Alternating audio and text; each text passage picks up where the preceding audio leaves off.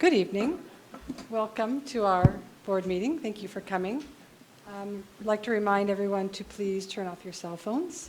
And tonight's meeting is being live streamed on Ukiah Unified's YouTube channel, and the link is accessible on our website. And if you would like to address the board, please fill out a public comment card. We have 3 of them. Public comment is 5 minutes. For items that are not on the agenda, it's at the beginning. And for public comment for items on the agenda, it's taken at the time of the item. And I think we might be out of here around 9 o'clock tonight if things go according to my master plan, which we all know is not really considered. My husband will be very happy about that. So we'll see how close we are to that. Can we stand, please, for the flag salute? Ready to begin. I pledge allegiance to the flag of the United States of America and to the republic for which it stands, one nation, under God, indivisible, with liberty and justice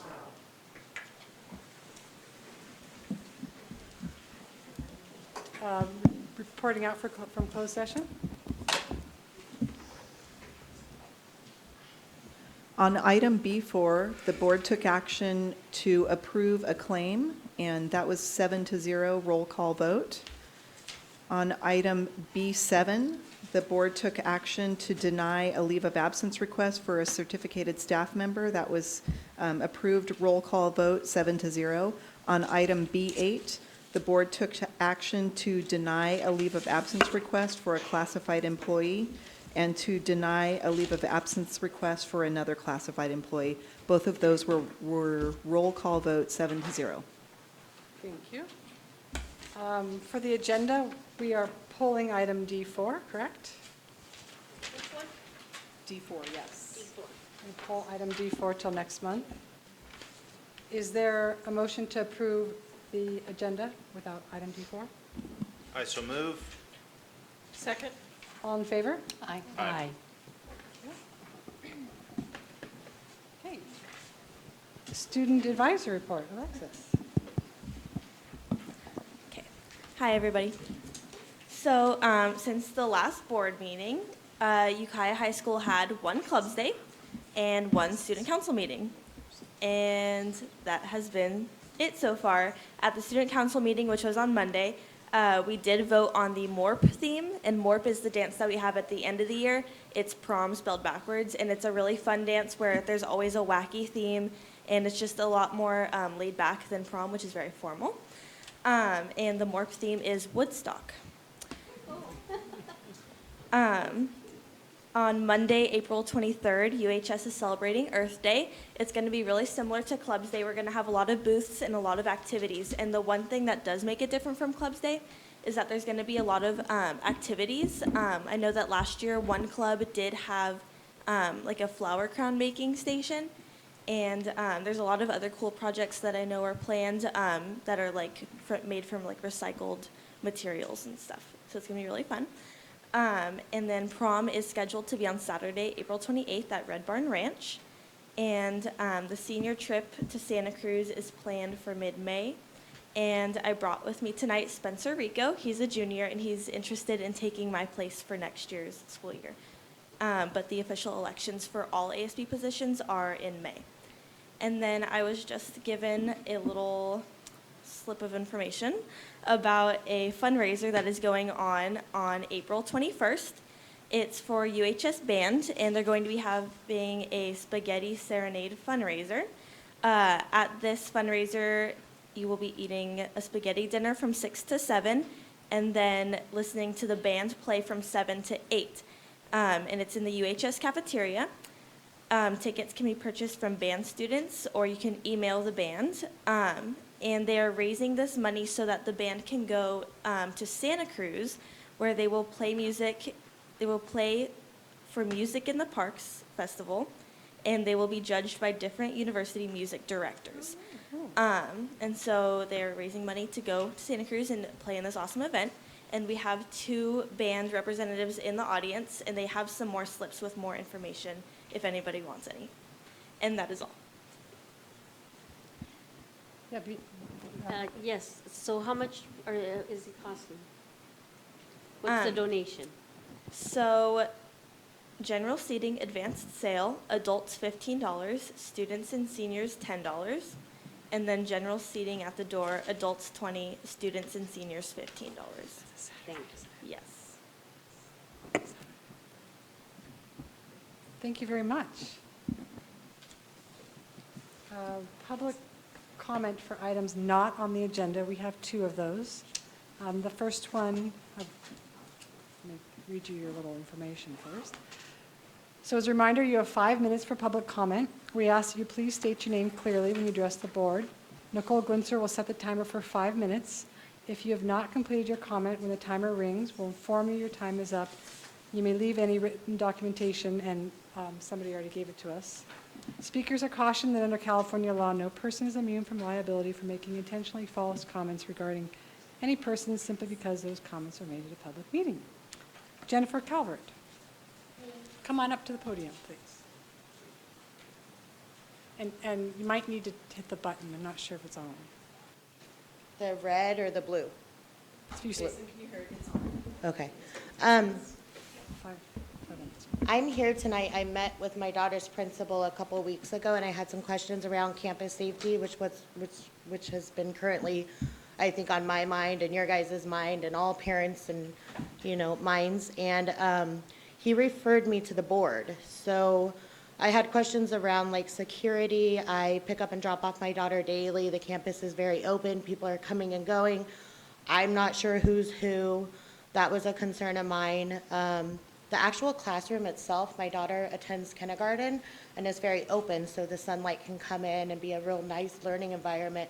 But if there was an active shooting or an active threat of such, I'm concerned that that's too open. And I don't know if like bulletproof glass is the way to go, or some kind of metal sliding that comes down if there's a threat and there's a lockdown, but it's very open, it's very accessible.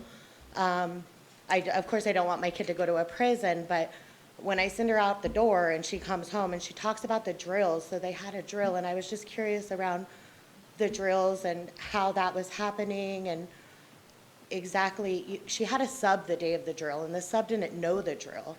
And the sub was older, and I was concerned about that because if it had been active, not only my daughter, but everybody on campus would have been at risk over that. So I was wondering the idea around the drills and what was being done. I've heard through the grapevine, that not all schools have done drills, and I'm just a concerned parent. I don't know what parents can do to help, if there needs to be fundraising done to better modernize the classrooms and the actual campuses against threats, or more parent involvement. I don't know what parents can do, but I know I'm not the only concerned one, and I'm just here to speak on the behalf of my concerns around my daughter and the other kids that attend school. Thank you. So it's really awkward because comments that items are not on the agenda, we don't have a dialogue about it, but we are concerned, for sure. And there's going to be a forum on May 1st for parents and community members about school safety. Okay, And you'll get a call from me this week. okay, About perfect. But if you could mark your calendars, and it's going to be a time for you to come and talk about those issues Okay. with the superintendent. And we'll also inform you everything that we're doing and get you up to speed with that as well. Okay. I'm happy to call you. We've got your phone number. Yeah. But we will be communicating about that. Okay, and in the future, is this something you can find on the website? Our board meetings? No, or- not the board meetings, like what's being done around like safety or janitorial issue, like just any kind of issue that comes up, is that something that's accessible on the website? It depends on what the issue is. I've done a couple of letters about safety. I'm going to do another one this week about what we've done as a district. Okay. And then invite families to come on May 1st. The police chief will be there as well. We'll Perfect. have law enforcement there. Okay. We'll do some information, and then we're going to have parents brainstorm around ideas, things that are on their mind. Okay, So that great. we make sure that we know what needs to be done. Okay. So. Just to be clear, I just want to mention that, so those previous letters that the superintendent mentioned are on the website. Yes. I get them in my email. And just so you know, everything is not there, because there are things we do not talk about. Okay. And you can imagine.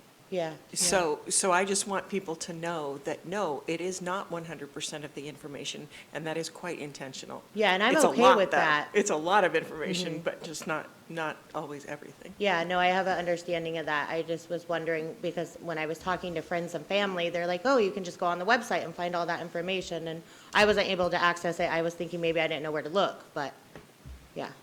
Okay, I'll give you a call. thank you. Yep. Thank you very much. Nina Asbury? And she has something to hand out.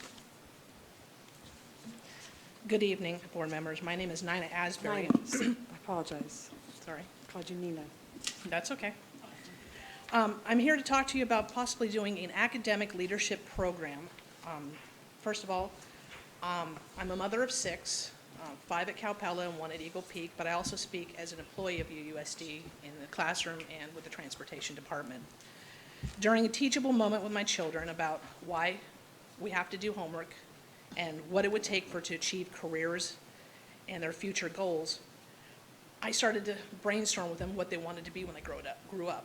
But I can't help them be Spider-Man or a Disneyland princess or a superhero. But one of my children wants to be in the military, and I thought maybe I could help him with that. So I started looking for an academic leadership program in the system and didn't find anything. So I did my due diligence and found a program with the State of California Military Department Cadet Corps. This is the oldest tested and proven career leadership program in the nation, and they're looking to move programs here in Northern California. I provided a handout, and not much with statistics, you can peruse it if you like, but if you look in all areas, anywhere from 5 to 10 points higher the cadets are with their local classmates. I like the point where the 4-year college attendance is 3 times higher for cadets in the program than regular students. And in the STAR testing program, they're 50% better than regular students, as in not attending the program.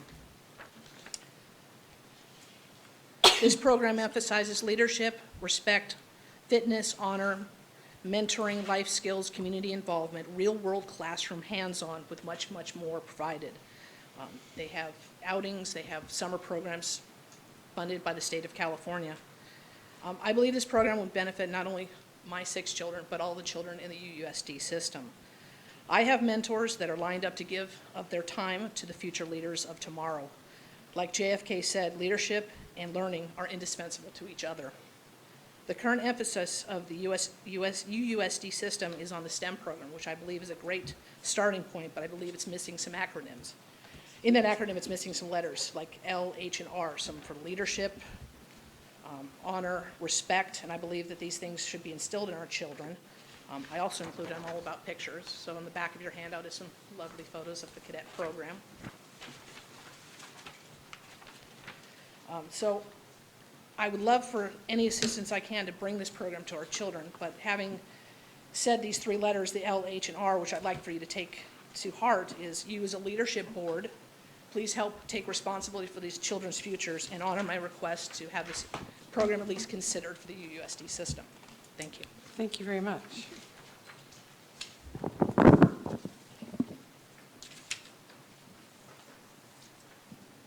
Okay, next is Employee Organizations Reports, CSEA.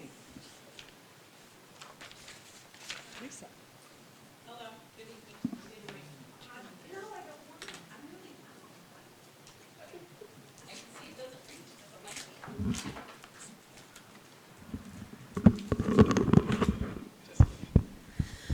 Good evening, board members and Superintendent Kubin. I am a tad bit grumpy, so I'm going to try to be nice. So, first, this will be my last board meeting for the next 3 months or so, depending on how my surgery goes. I will be out and going crazy in my house, so feel free to throw things or do something to get my attention, because it's going to be excruciating. I don't sit still well. So I do have Stephanie Maldonado, who will be point of contact for CSEA while I'm gone, but I can have texts, and you can call me. Please call me, do something, because I'm going to go crazy. And then Julia Naha will be helping her. She's my second vice. So if you guys need anything CSEA related, please contact Stephanie first, and they will handle that. The CSEA barbecue this year is going to be May 18th at 5:30 PM at Todd Grove Park. We encourage any and all to come. We'll have pickup sports, you can play, we'll have burgers and hot dogs, and Mr. Barrett was so kind to offer to barbecue. Is that a win-or-lose offer? Well, how'd you know?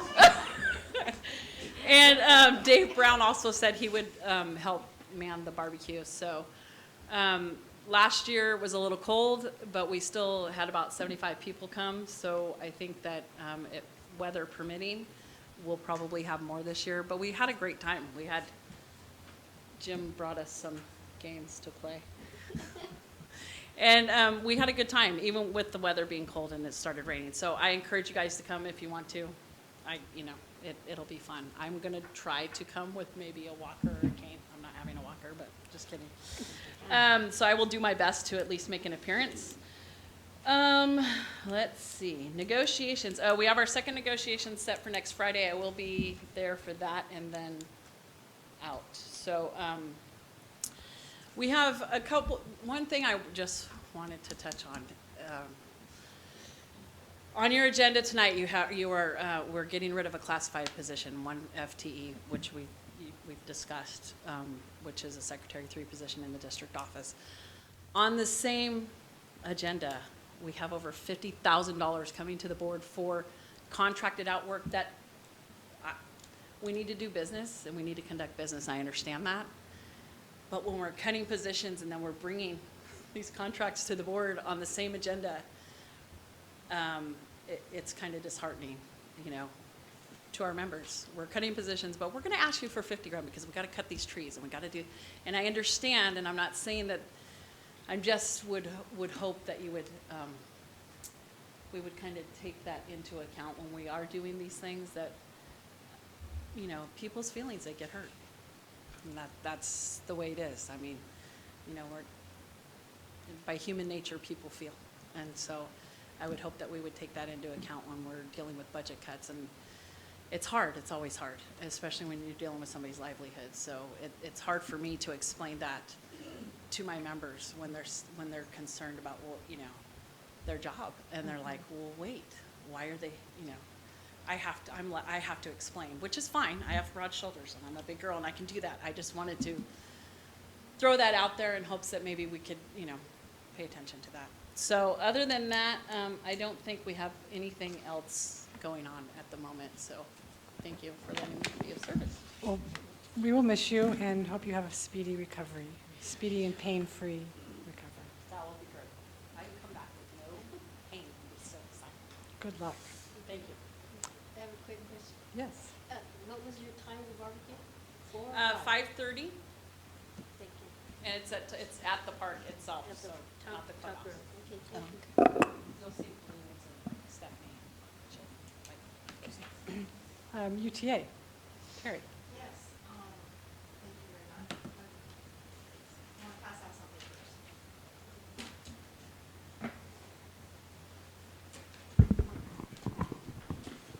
Good evening.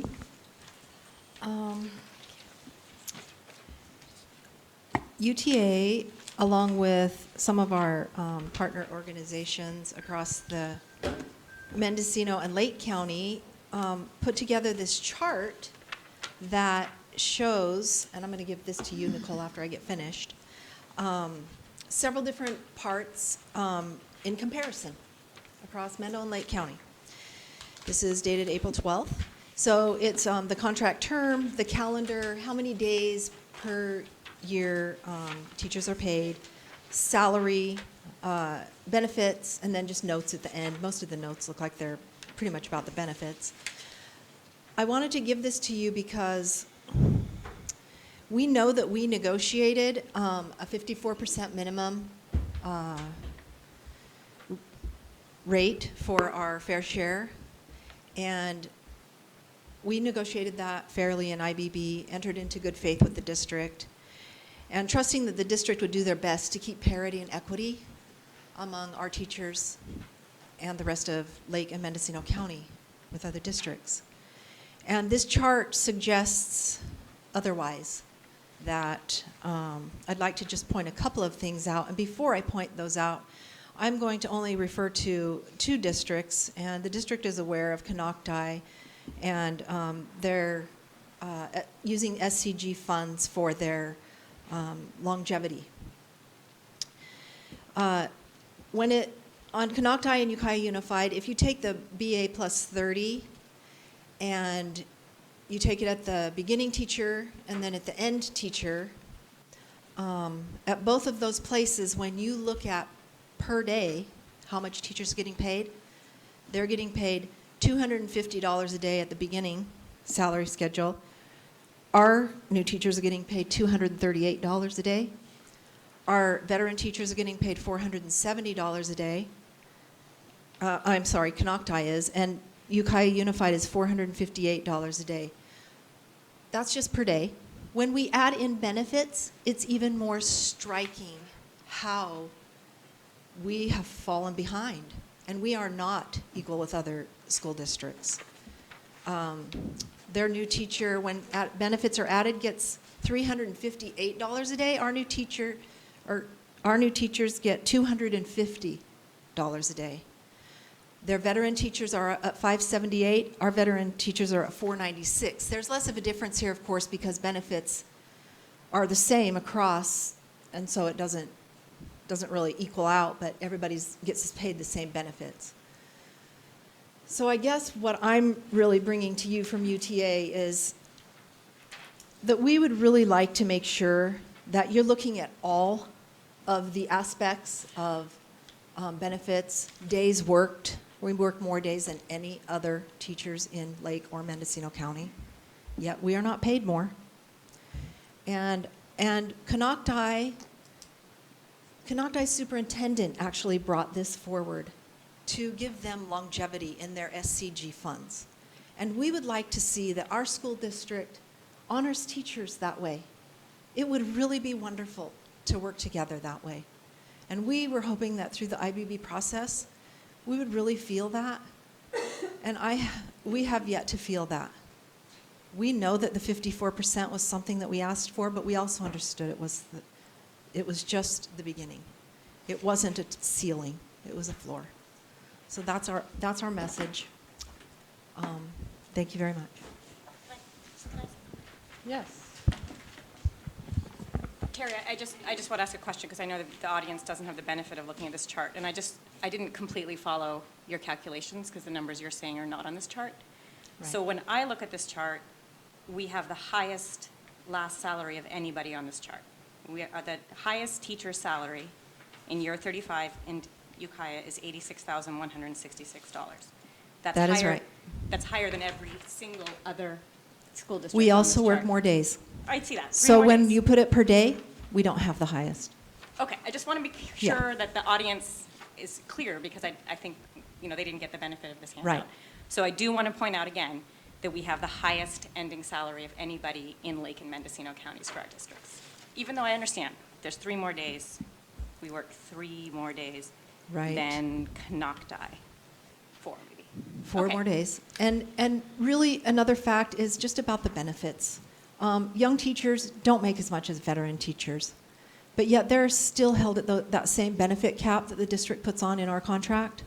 And it's hard for a young family to pay benefits and really make it on their salary. They're working second jobs. I'm not even a young family, and I have to have a summer job. Any other comments? Just that's why we worked so hard to raise the beginning of the salary scale, when many of the people we were negotiating with only wanted to raise the middle and the end. So we concur, beginning salaries are extremely important. Can I also ask Debbie Ornelas, if we can include this in the minutes, I think it'd be really helpful for the entire county to see this. It's really a useful document. Thank you. Leadership report, Tina Burrell. Good evening. I'm happy to be here to report for leadership. We had a shortened leadership this past month where we worked with Steve Zweiback. He joined us and helped us work with work around with work that he did with you guys, the board. And then he met again with a smaller group on Monday, and then we're going to follow up, keep his work going on our next leadership. It was, just a very, very short leadership based on some of the events that were going on last month. So we only had like a 2-hour leadership. So you see, I did bring some pictures. I'm going to highlight some things that are going on at Calpella. One of the strategic action plan items that we focus on is creating a positive school climate by parent engagement. So I have been fortunate enough to have one of the best PTO presidents in the history, I think, who is really, really good at social media. In our day and age of dealing with that, we have got nothing but positive going on. So they started off the year by introducing staff that students may not really see in the front line. So they put, nice welcoming pictures. Maybe the kids come home and talk about the librarian and they don't know who that is. So they've got Miss Shep up here, focusing on what the library looks like and the things in there. Our parent liaisons in there, the office staff, and then our SSC, Miss Binders up there. So it gives them an idea of, a welcoming effect for the parents. They also have focused on events that happen in the district. You can go to the next slide. They support things that are going on in the district and give them resources. So anytime there's something up that the district posts, they put that up there just to make sure. I mean, it's up on the website, or they might get an email through Aries, but they're really good about putting that up. They post things about how to enroll online, how to do the mealtime. We had an online parent survey this year, so we only had an online link. We did not have paper. So they helped us get the information out. They put really nice pictures up. They just get the attention. One of the goals of the PTO this year is to support teacher goals. So they work really closely with the teachers, and then they have their own personal goals is to make families feel comfortable and not always be doing fundraisers. So they do put the fundraiser information up there. They're really quick about responding. But they also always put a thank you, and they also put some events that they've incorporated that don't cost anything. So we now have a movie night monthly. We had a first ever, I don't know, a little formal for our kids called Ties and Tiaras. So families were invited. They got a personal invitation. They really, really, really specialize it and make it personal for the families at our site, make them feel welcome to come. They're doing an art show. It's not about taking anything. It's not about buying anything. So they do things like that. And then they've kind of reinvented our logo for Calpella Cubs. You can go to the next page. And so what they've done is they created our new Calpella Cub, and they've inspired, some of our staff that have gotten new sweatshirts, and we put our names on it. Some people are putting numbers. They're putting their favorite class number. It's really getting the kids talking about it. So we just recently took that picture. They've really raised school spirit, and I think parents are actually depending on that Facebook page to get really valid, important information. And I work really closely with them, and I have not really had to filter anything. It's just been really positive. Oh, and on another side note, we just got the results for our parent survey today. I opened up the link. I was telling Katie, we each got a personal link, and I almost deleted it. But then I thought, I recognize that company. So I opened it up, and this really correlates with, the positive climate that the PTO and the families have been creating. We have 99% of our families feel that they're meaningfully involved in their children's education, which is up 12% from last year. So it's just, I can feel it. I hope parents can feel it when they walk in. I hope kids feel it. And I'm really proud to have, I feel like, the best PTO that's really, really helped the district, helped our site. I think it's helped everybody. They've really supported the entire district. I think that's important. So. Very nice to hear. Any questions or comments? I just wanted to, I'm out of town for the art show, but I will be there for the science. Okay. And I'm so happy that the art show has come back to Calpella. Yep. they're going to display it a lot like they used to in Redwood Valley, where we used to just walk through and they put it on big displays. So it's not, there's no contest going on. It's really just to enjoy, because we've had some really great art going on and some artists come in, so, That's wonderful. yeah, thank you. Thank you very much. Acceptance of donations. We have a donation from B&B Industrial Supply for South Valley High School, Hydro Pacific Garden Supply for Nokomis and Grace Hudson, and Ukiah Education Foundation Jean Chabot Fund for Ukiah High, for a total of $899.39. Is there a motion to approve these donations? So moved. Is there a second? All in favor? Aye. Next is Personnel Commission Annual Report and a Review, the proposed 18-19 budget.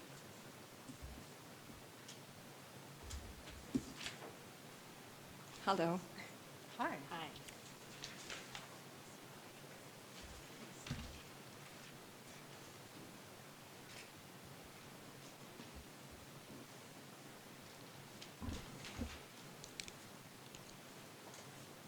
Well, good evening, Superintendent Kubin and President Fernandez of the board and board members.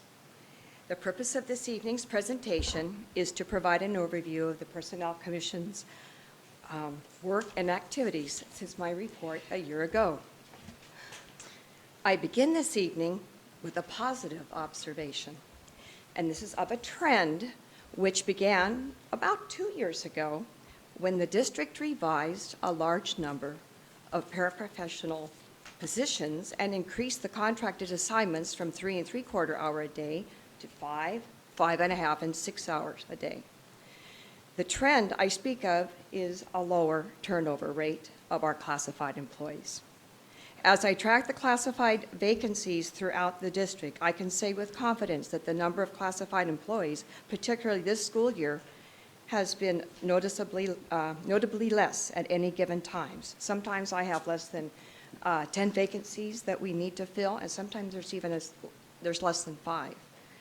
And while this does not take into consideration those positions where people are on leave, my weekly report is a factual evidence of the fact that I see an actual decline in the number of classified employees who have left our district. As a result, the stability of our classified workforce has relieved some of the pressure felt by the Personnel Commission staff in our search for viable candidates to apply, test, and work for our district. While we have not backed off on our quest for applicants, when an employer has employees who stay, that in itself is a huge success. My office, it has been tough for us because, you know, we compete with, to a certain degree, a very large green industry in this county and in this community. And we, along with other local retailers and merchants, rival for the same viable candidates. So we do continue our aggressive advertising, which I shared with you last year, such as the signage on our MTA buses, the visual and auditory ad prior to the start of movies at the Ukiah 6 Theater, postings on Craigslist, ads in print media.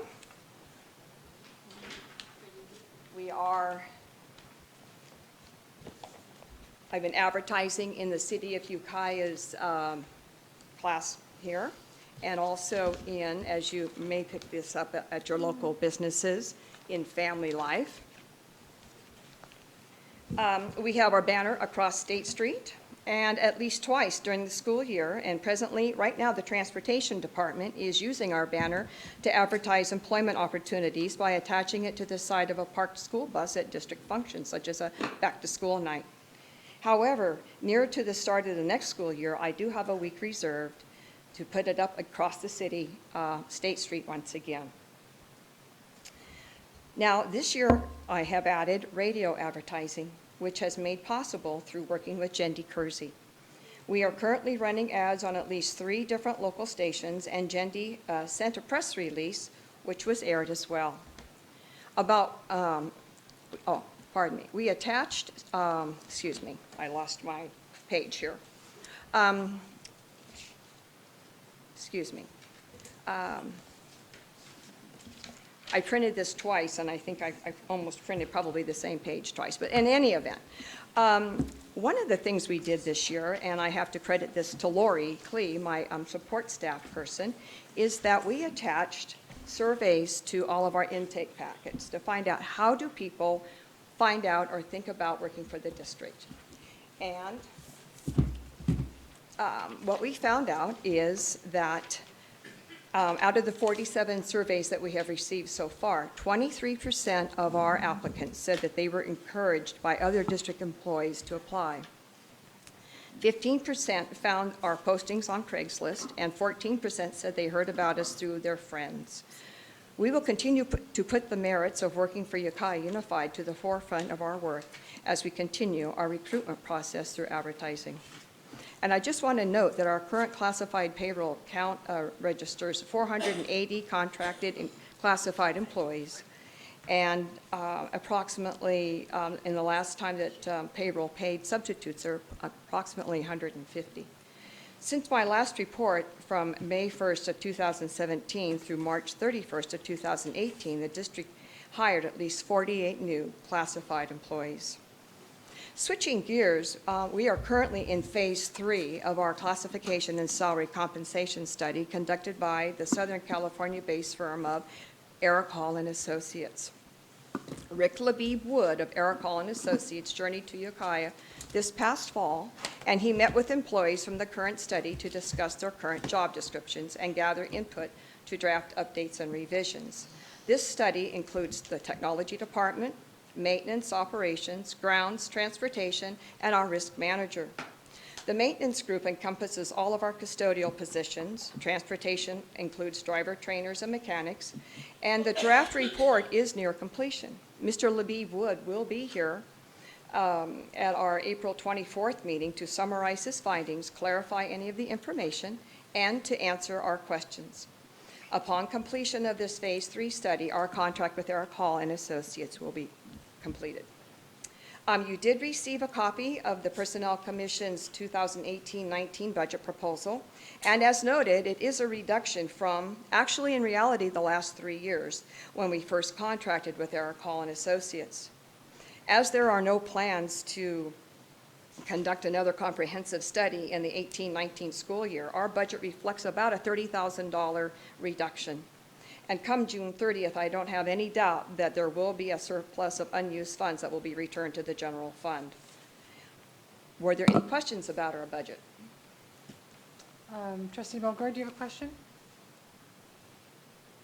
Not about the budget. Okay. You did see a copy of our 2017 classified annual report from the Personnel Commission. And I wondered if anyone had any questions about that. Trustee Milgaard, is that what your question is about? No, I'll just say my question. My question is about, do we have any strategies about Costco? So rumor has it that they start at $17 an hour with full benefits. Right. So I'm wondering, what can we use to set us apart? Is it the pension plan?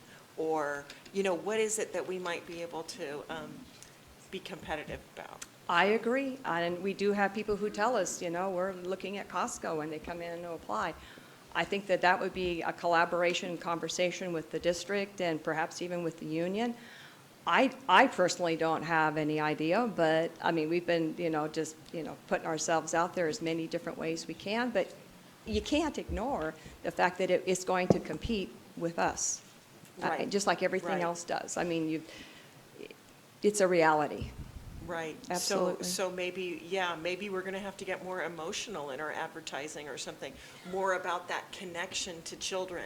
Right. And to education and to building the future and things like that. Because sometimes we just say, it's a job, but Right. maybe that is one of our few advantages is over Costco. That's right. And I have to say for, in Jenny Kersey's ads, it's like, do you enjoy working with children? Do you, That's been her tack? That's Okay. been her, yes, it has been. And the other part is that also kind of taking it from a family side of, And do you want to be home, it's an idea to be home during. Excellent, hours. And That's an not excellent nights, point. weekends, holidays, you're off with your children. So that's already been out there on our radio ads. Good, Because that, I have to say, that's one of the things that brought me to the district back in the 80s was the fact I could be home with my children during the summer. It's So- what makes me most regret not becoming a teacher, Yeah. was that I didn't have those summers. I hear you. Yeah.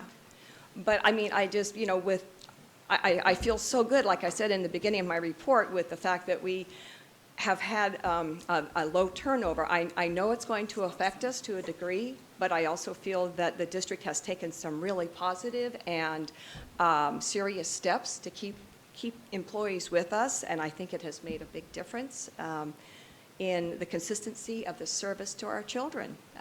Seeing that same smiling face every day, and seeing the bus driver who opens that door every morning, it makes a big difference. I think we all know. It really makes a very positive feeling. Let me see here. Oh, and as you probably may have noticed on the little program, our annual classified employee appreciation event is at the end of this month. It's from 4:30 to 7:30 at Todd Grove Clubhouse.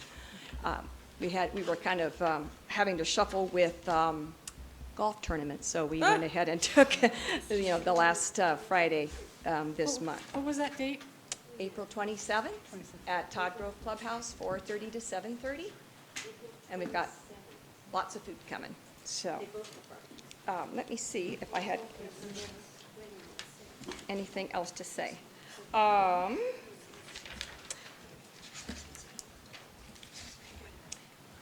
No, I don't believe I did. I just kind of. Great. I don't have a whole lot to say, but I'm just very happy that what I have to say is positive, and we're continuing to keep moving forward with a good relationship with the district and with the union, and we're here for our kids.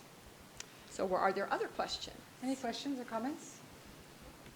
I did get to the movie theater in plenty of time to see the previews, which I don't like to miss when I see a movie, and I was very pleased to see the advertising up there. Yep, I know. Thank you. Yeah. Thank you for that. Thank you. Okay, thank you. Next is the approval of request for statements of qualifications and proposal for real estate advisory services. Good evening. Based on the board's request and after consultation with the district's legal counsel, administration recommends the board approve this request for statements of qualification and proposal for real estate advisory services. This request for qualifications includes the rezoning services, if that's the board's desire after the comprehensive analysis of the options, after a comprehensive analysis of the options as they're reviewed. This RFQ also ensures the district follows proper protocol for purchasing professional services. Any questions or comments?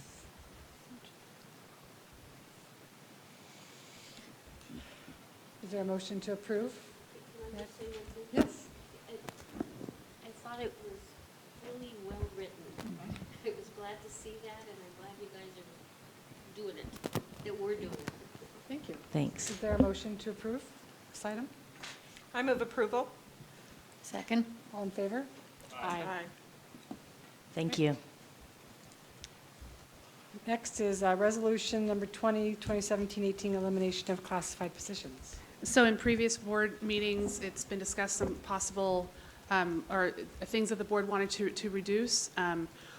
One position was to reduce this particular position, but as we explored it further, we saw that really elimination of this position is the appropriate step to take, and then we will be bringing back in a future meeting the equivalent of 50% of this, but for an 11-month position, because what will remain, or what we will be bringing back will be the site secretary position for UISA. Questions or comments? Is there a motion to approve this item? So moved. Second? Second. All in favor? Aye. Aye. Thank you. Nicole? Next is, we're pulling D4, so we have D5, the approval of implementation of the universal meal service effective 1819, and application submission for community eligibility provision. We pulled it. I usually load it separately. Just forgot all about it. Awesome. Oh, do you have the clicker?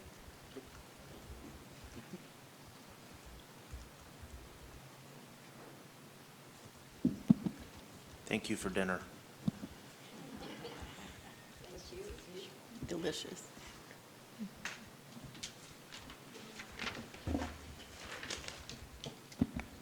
Well, thanks to Senator Mike McGuire, he recognized that a lot of students were falling through the cracks and going hungry throughout the state. So, oh, I'm sorry. I was already heading into the presentation, but it'll help if we can see it as So well. just background before Penny gets Uh-huh. started, the board asked, we've had some discussion over the course of a year about the possibility of providing free meals to all students because our percentage of free and reduced lunch qualified students is so high. So Jim and Penny have done a tremendous amount of research and they're bringing back a proposal to you. It looks good.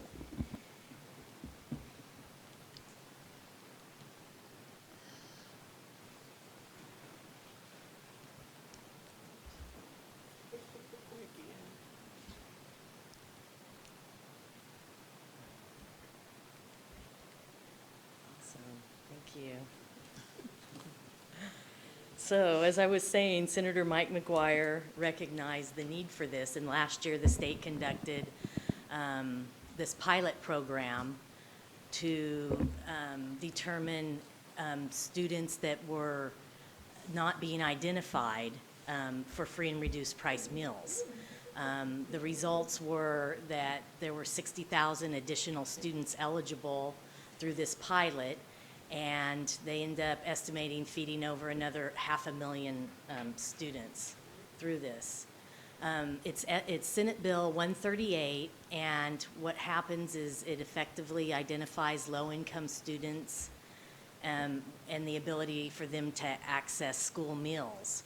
And it's done through ensuring the use of the Medi-Cal income data, and it calls for very high poverty schools to provide optimal access to school meals, which means that we would also receive federal reimbursement over and above what we normally would in order to pay for that.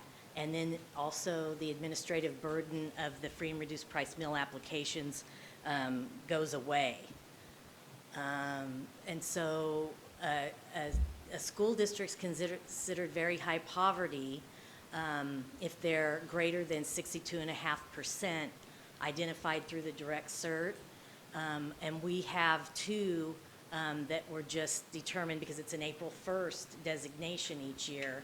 And Nokomis and Oak Manor have been identified in that manner. But what Jim has done is there's a calculation that we can do that if all of our sites were to do a universal meal service, which is to have a free breakfast and lunch for every student, we would operate with well within our budget, is our anticipation, and actually have additional money so that we could pay for additional staff if the participation goes up. And so here, did you want to jump in, Jim? So essentially what's happened is the Assembly bill that was passed this last year. The Assembly bill that was passed this last year is requiring all school districts, if you have a 62.5% of what ISP, and that's the identified student percentage, then you are required by law now to either go with what's considered Provision 2 or CEP, which is the Community Eligibility Provision. We'd like to do the Community Eligibility Provision. It reduces our burden of paperwork. We only have to certify the schools every 4 years, which is a nice thing and a nice option to do. And we are now qualified. We were not qualified for this program before this year. But this year is the first year that the state included Medi-Cal recipients into the identified student percentage. So that's pushed our district-wide, we're going to be about 57%, which is significant and pretty good. And then what happens with that 57% of the identified student percentage, the state will gives us a factor of 1.6. So we take the 57%, we multiply that by 1.6%, or 1.6, and that gives us like 93% or something like that. What that does is all of the meals that we are reimbursed for breakfast and lunch for all kids next year are reimbursed at the highest rate for those first 93% of the kids that we serve. Okay. Wow. So those last 7% are still reimbursed, but they're reimbursed at a lower rate. So currently, we're not taking advantage of this program. I took our claim information from September of 2017, and the USDA gives us a tool so that we can take our existing information, compare it to the claim that we just submitted in 2017, September, and then we can put it into this tool and use it to calculate what our reimbursement would be if we were going under CEP. So I did that for the information for district-wide, and it came out for the month of September to have a $20,000 increase in reimbursement just from the federal government. So, if you take that and multiply that out through or throughout the school year, September is a higher participation month for us. There's more school days in the month of September than some of the other months, but it worked out to about $150,000, $180,000 more a year for us. Now, we anticipate we'll have more costs because we'll be feeding more students. So obviously, our food cost will go up a little bit, but we don't anticipate labor costs to go up. Our labor cost could possibly go up if our participation increases significantly at school sites, which it could.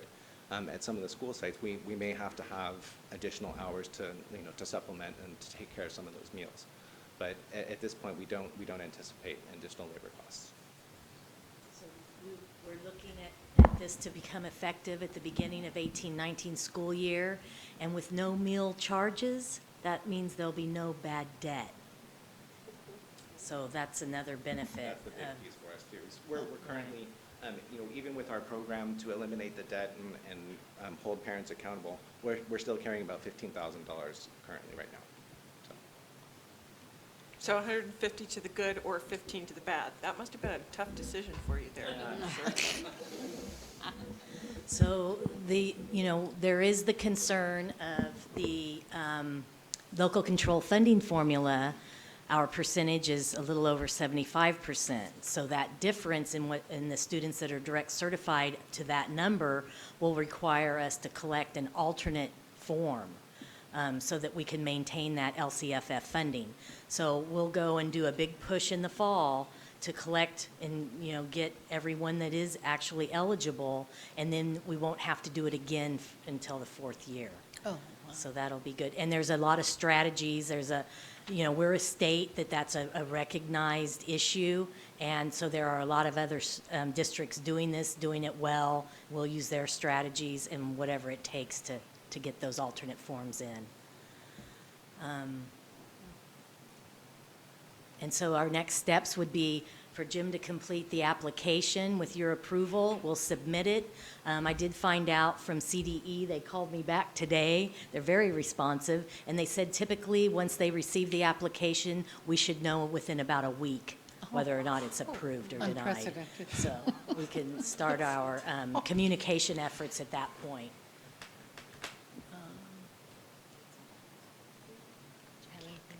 No, I can't think of anything. It's very exciting. Any questions?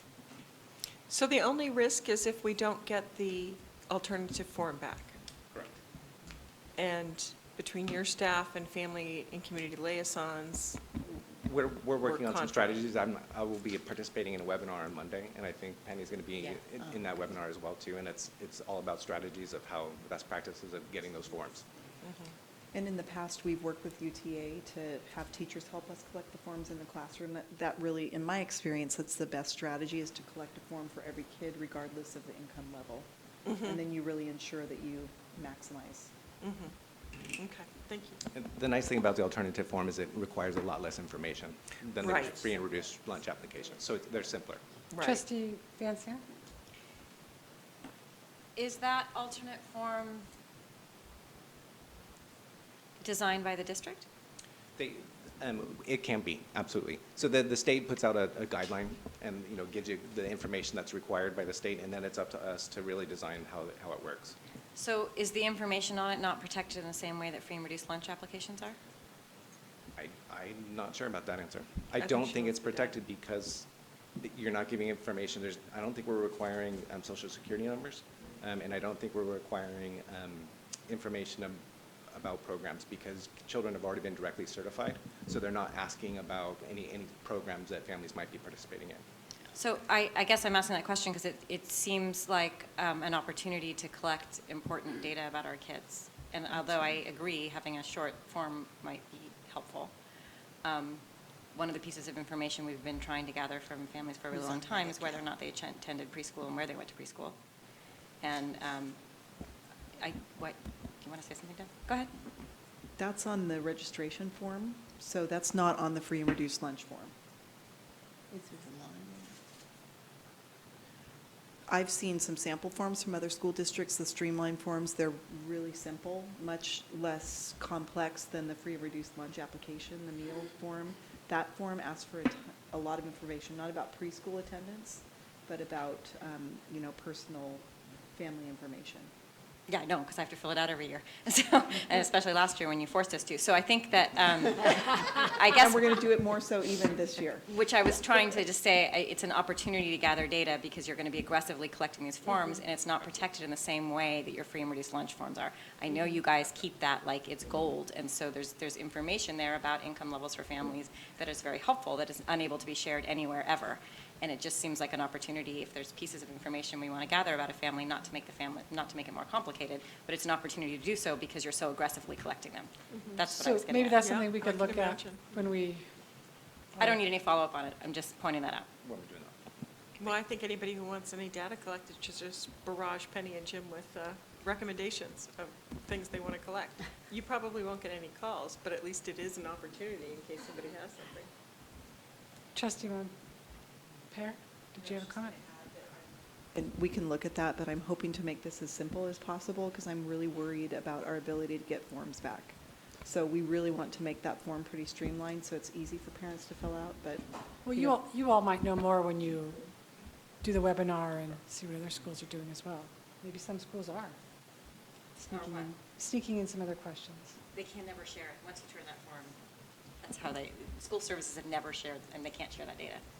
It's Share the aggressively protected. That's why it's an opportunity now, because it's probably not going to be aggressively protected in the same way. Trustee Bonpair? Piggybacking on that, we've always wanted to know in certain situations, for example, if a student is on Medi-Cal, because that creates eligibility for counseling and other things, and so it's hard to get that information, and so it would be wonderful if we could figure out ways to include something So like we do have that information, and I believe that information is in Aries now. So for all the families that are under certain programs, that information is currently in the system. that. Oh, It's just not interesting. shareable.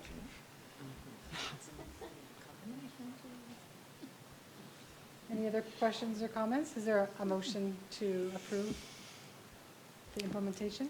I make a motion that we approve this recommendation. Sounds wonderful. Is there a second? Second. All in favor? Aye. Great. Looking forward to hearing about it. Thank you, very exciting. Nice. Zipping along to the approval of the Communications and Community Engagement Director job description. The board asked staff to come back with a job description for a director of communications and community engagement. And so we gathered job descriptions from multiple other districts and thought about the vision for our district of where we're headed. And so this proposed job description is in front of you tonight for consideration. Are there any questions or comments? I think it's a really important position that I think will have lots of benefits that we can't even anticipate. Having supervised a lot of people working in communications, my concerns are that it's hard to find a communications person who has the skill set that warrants $80,000 here in Ukiah. Sometimes you get lucky, but a lot of times you don't.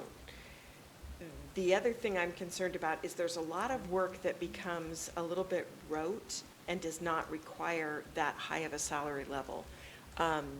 Things such as preparing changes to the website. We don't want the communications director preparing those changes. We want the communications person to be able to look at them and click publish. You know, it's different. You don't want her to have to, or him, to have to just do rote work. You want them doing the creative work that takes a lot of skill. So I'm actually concerned that we're, I wouldn't say overspending, but that we're going to be misusing this person, and then we won't get the good stuff out of them that we could, because they're going to be doing a lot of more basic work that I prefer they were supervising. So, I don't know, sometimes there's like a secretary who's not being used quite full-time with somebody else, or something else that might happen, but otherwise they're going to need an intern from the journalism class or something, so that they're using their time more wisely. And also, as we talked about before, I would probably, if it were up to me, I'd probably make it a tier 1 and a tier 2, because so often in Mendocino County, you end up getting somebody who either has a degree but no experience, or they have no degree but they have a little bit of experience, but you don't often get a degree in communications with some experience that would warrant the salary. So I don't want to set us up for failure, and I don't want us to go through this whole process without something at the end. So I don't know if it's possible to do tonight without notice, but I would really recommend doing something at a $50,000 level or something like that as a tier 1 entry level. Do you mean, so would we advertise this position as starting salary either 50,000 or 80,000 depending on experience, or would you advertise it as starting salary 50,000? No, I would probably do both, just in case you got a professional. Usually what happens is a professional is married to another professional, and the other professional moves to the area, and they bring with them somebody, their spouse, who has a communications background, and they knew they'd never find a job here, and lo and behold, there's a job here. So sometimes that does happen. So I would go for a 1 and a 2, so you can get the less experienced, and then you need more time with the superintendent, more time with the contractor that we've been using to tutor that person and look over their work. So could it be advertised, would you feel okay if it's advertised at 80,000, and then when the interviews happen, if it's determined that person, it would be considered? I think I need to interject here before you, I know we're on a time schedule, so to be efficient, I'm going to interrupt. We're way ahead of time. We're a merit district, and this would be a classified position, and so we make a classified management position. Mm-hmm. When an employee is hired, it's the Personnel Commission that determines what their placement is, up to 5 years of advanced placement. And so that's not something that the district would weigh in on. That's a review that goes to the Personnel Commission, where the employee submits what experience they have to be considered for advanced placement. But that's, so I want to bring that to your attention. Which means what exactly? That means that in terms of the salary. The other component here is that in a merit district, we make a proposal of where we think a position should be placed as far as on the schedule. And the Personnel Commission approves. Usually they have gone with our recommendation. We make a recommendation. And so if there's a position with a salary tied to it, and that's posted, when the applicant is selected, then they petition, in a sense, for where they're placed on the salary schedule, and the maximum they would be able to be placed is at year 6. Am I correct? At year 5. I'm sorry, at year 5. So they get year 5. So could you have a communications and community engagement director 1 communications and community engagement director 2? You And- could, they would be separate positions and they would have to be recruited for separately. And the other thing that the Personnel Commission does is review the qualifications for a position. And am I explaining this correctly? I did go through the training on this. So as I'm hearing you, like little alarms are going off that we're starting to delve into in our district, since we are a merit district.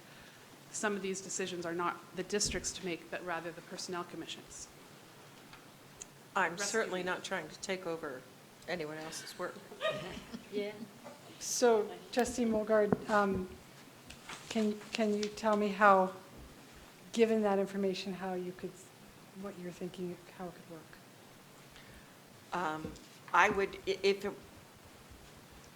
well, one thing I would throw out is I would have a tier 1 that has a BA in a related field and 2 years of experience, and I would make the other one a BA in a related field or a master's with at least 5 years experience and supervisory roles and experience. So I would make them 2 separate things. But then if we had 2 separate job descriptions, how would that work for this position? Well, it sounds like we would fly the first one, hope for the best. For the 80,000 beginning salary? If we're not able to accomplish that, we would fly the second one? Is that what you're thinking of? No, but I was probably thinking of something completely illegal. That's what I was wondering, actually. Yes, Ann. it wouldn't be surprising, would it? No. I would fly them both and just see if we got anybody. My fear is this: there's something psychological that I've seen happen, not necessarily here, but we try to push people to fit because we're so trying to fill the position. And we end up with somebody who is unfairly not qualified to earn that kind of a salary when it's almost twice as much what a teacher earns. So that's what scares me, is we push somebody less qualified into that position. One of the principles that I think a merit or a personnel commission strives to uphold is that if you don't meet the qualifications, there's no fudging that. You don't get an interview. And so there are times for our more, and this would be a specialized position that I imagine would be difficult to recruit for. There are times when we post a position and literally have no one that's qualified. People may apply, but if they don't meet the criteria, they can't be part of the ranking, and we get the top 3 ranks to interview. And there are times when we just keep recruiting because we haven't, because we don't receive an applicant who has met that criteria. So could we do along what Megan was saying? Well, I think what Nicole's saying makes me even more alarmed. So I feel like we could then miss high-quality apprentices that would be really great to hire. And so it would be nice to have that classification available for those who don't meet these qualifications, but have potential, but are not at an $80,000 a year position yet.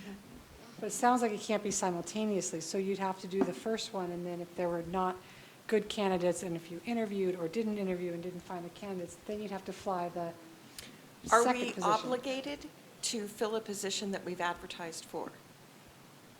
Not if we don't have a qualified candidate or somebody that we feel is suitable. So why can't we run them at the same time? Apprentice and journeyman? So I would be uneasy with that if then we're looking at really, if we had applicants in both pools, and then we're choosing which pool are we going to go with, which one do we like the best, which one's cheapest would be the question that That's what I'm somebody would thinking. inevitably think that we made the decision upon. I think that would be not a best practice. Oh, I don't know that it's illegal or wrong. I don't think it is not a best practice. Yeah, that wouldn't have been my experience. My experience is if you get a truly professional communications person, they will so knock your socks off that you will say, this is a different world than the apprentice position, and we are willing to pay for it. Deb? I just had a question, and would the duties be the same? Would the duties be the same and just the qualifications would be different? Or, like, if we had 2 job descriptions, are you imagining that the duties would be the same in both job descriptions? Slightly, yeah. I think you'd take off the the top 2 highest level things from the job description and just say that's what you grow into. And when you have more experience, then you can apply for that or something, I don't know. Trustee Montpere? I get a little concerned when I keep hearing the word apprentice. I'd like to know who is going to apprentice this person.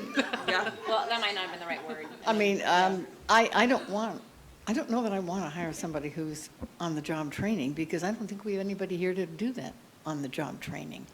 I mean, I don't want the superintendent to be rewriting stuff because we have somebody in there.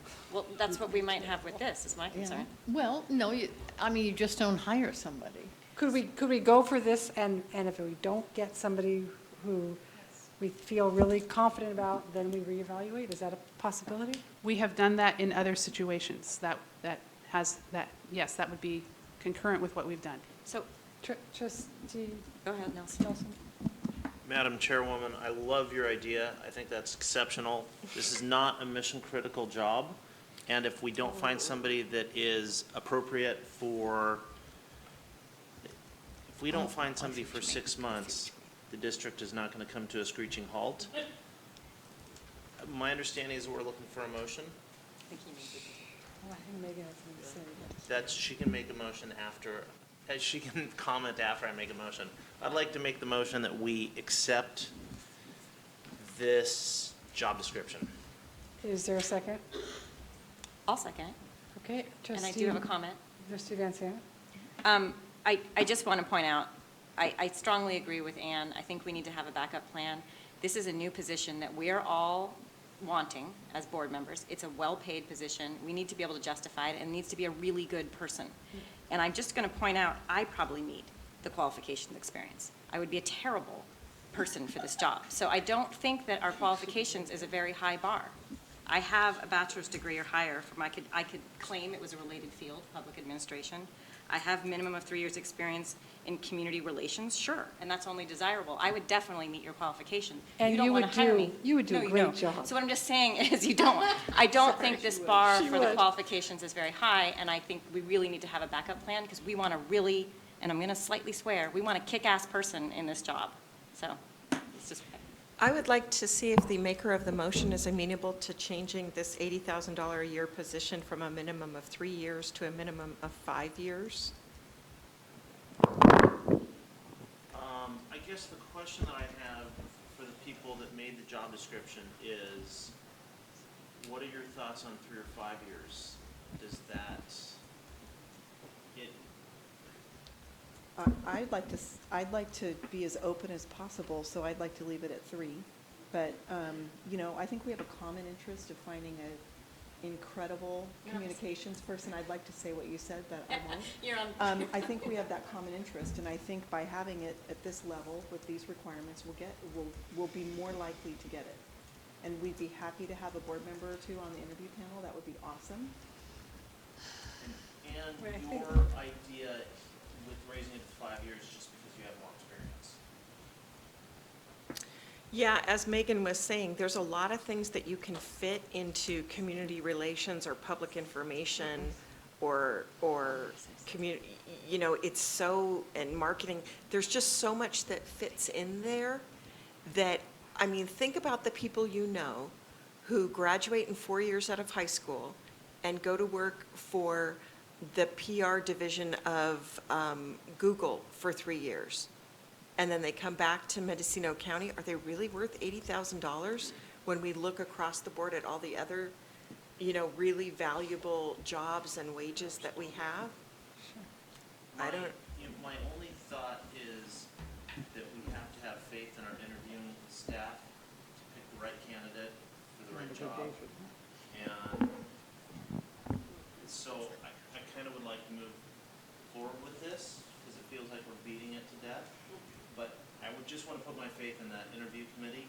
And I think Megan, while she doesn't think she'd do a good job at this, she'd be great on that committee. Derailed by that, that's not my point. I didn't realize she was job shopping. Let's start the rumor now. Megan's looking for a new job. So what, another comment over here? Example. I loved it, actually. I wanted to comment and say that the Personnel Commission is tasked with, they do two things. They approve the education, background, and experience as far as what this person or persons need to bring to this. If the commission feels that the criteria is too limiting, and we're going to limit the pool by saying 5 years as an example, they may come back and say something like the 3 years. And also I have to tell you, I've already been looking at salaries, and when I saw the $80,000 this evening, I was a little surprised as well, because what I have found so far is about running between 60 and 70,000. So I kind of thought that it might be a little high, and again, I would be preparing that information for the commission. I have Kathy here now. And I would take to them the evidence that I find. So they would take everything that you have under advisement, but you're right, you want a Cracker Jack person, but you don't want to limit it. Cracker Jack. But you don't want to limit your pool so tightly that you don't really get an adequate pool. And when we talk about 3 ranks, I always want to explain this. That could mean up to 6 people if everyone's score ties the same. But in a position like this, there may or may not be an assessment, like a written assessment per se, because of all the school and experience that they're going to bring to this position. But we still we do a chart and, a spreadsheet on all of what they bring. Deb? And just to clarify for the board, we did look at salaries of these positions in other school districts. They range from, 65 up to 110. So there is quite a range. Right. And they are management level positions in the districts that we looked at. So, And the districts are only 5,500 kids? Petaluma City Schools, similar to us, but then there is also Novato, which is south of us, but they have about 7,000. And then Santa Rosa City, which is huge. So. And not hiring anybody. there's a motion and a second, or, so you are respectfully declining her amendment, correct?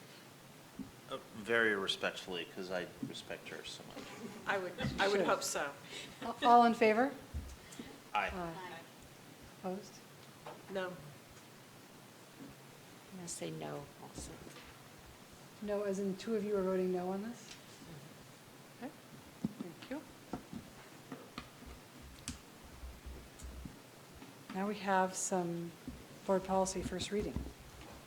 We have several first readings. These are from CSBA. The only one that was different was the policy related to debt collection as of January 1st, 2018. Are you correcting me? Oh, okay. 2018. I saw you shaking your head. I'm like, am I messing up?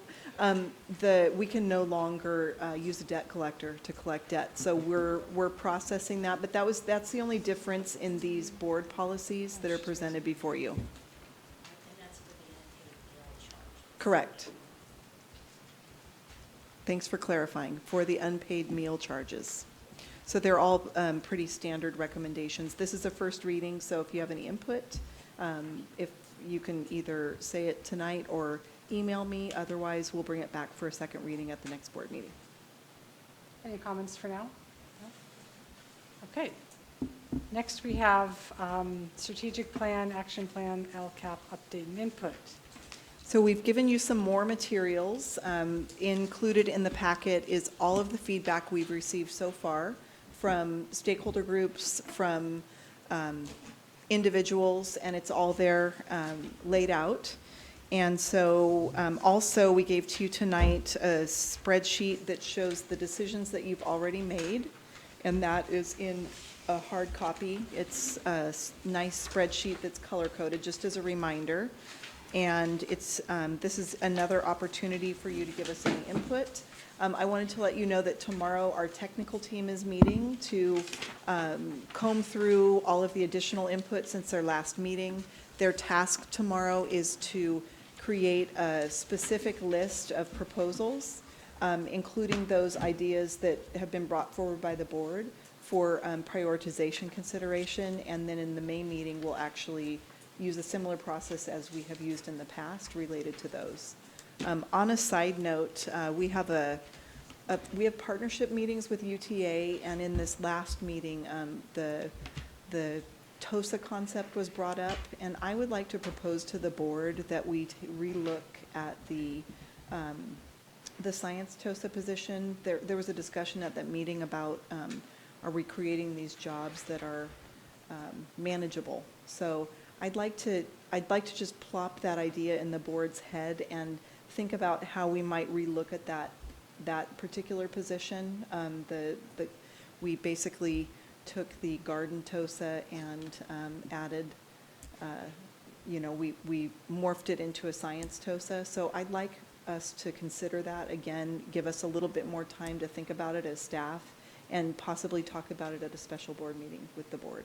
So I'm just throwing that out there. We have concerns about it as well. Staff has concerns about it. And I know UTA has brought it up with us as well.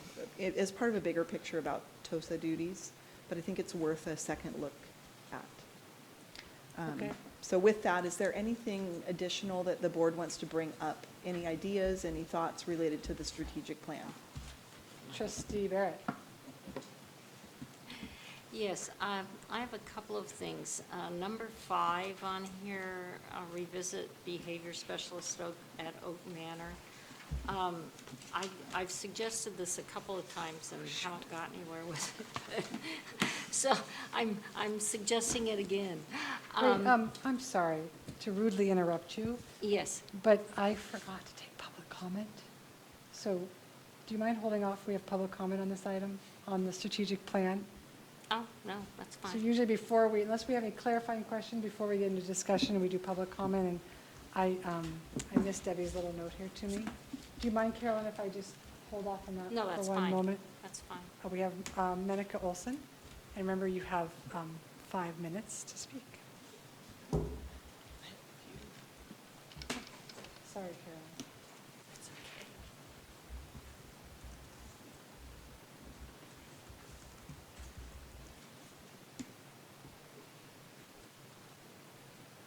Good evening. Thank you for having me, for hosting a public comment. Good evening, Board of Trustee members, Superintendent Cuban. My name is Menica Olson.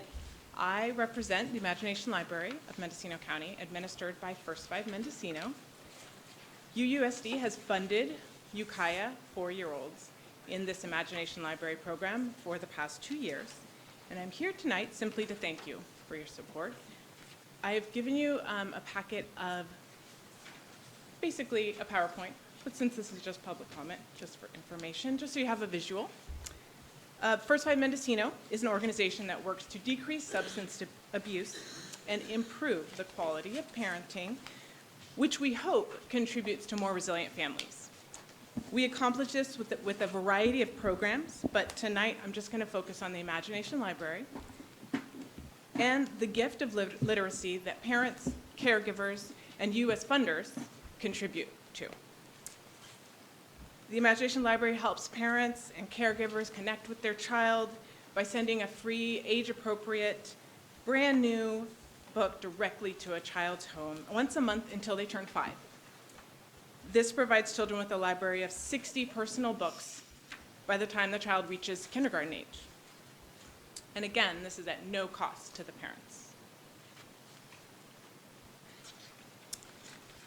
As I'm sure each of you is aware, early exposure to books in the laps and in the company of their loved ones leads to the future success for every child.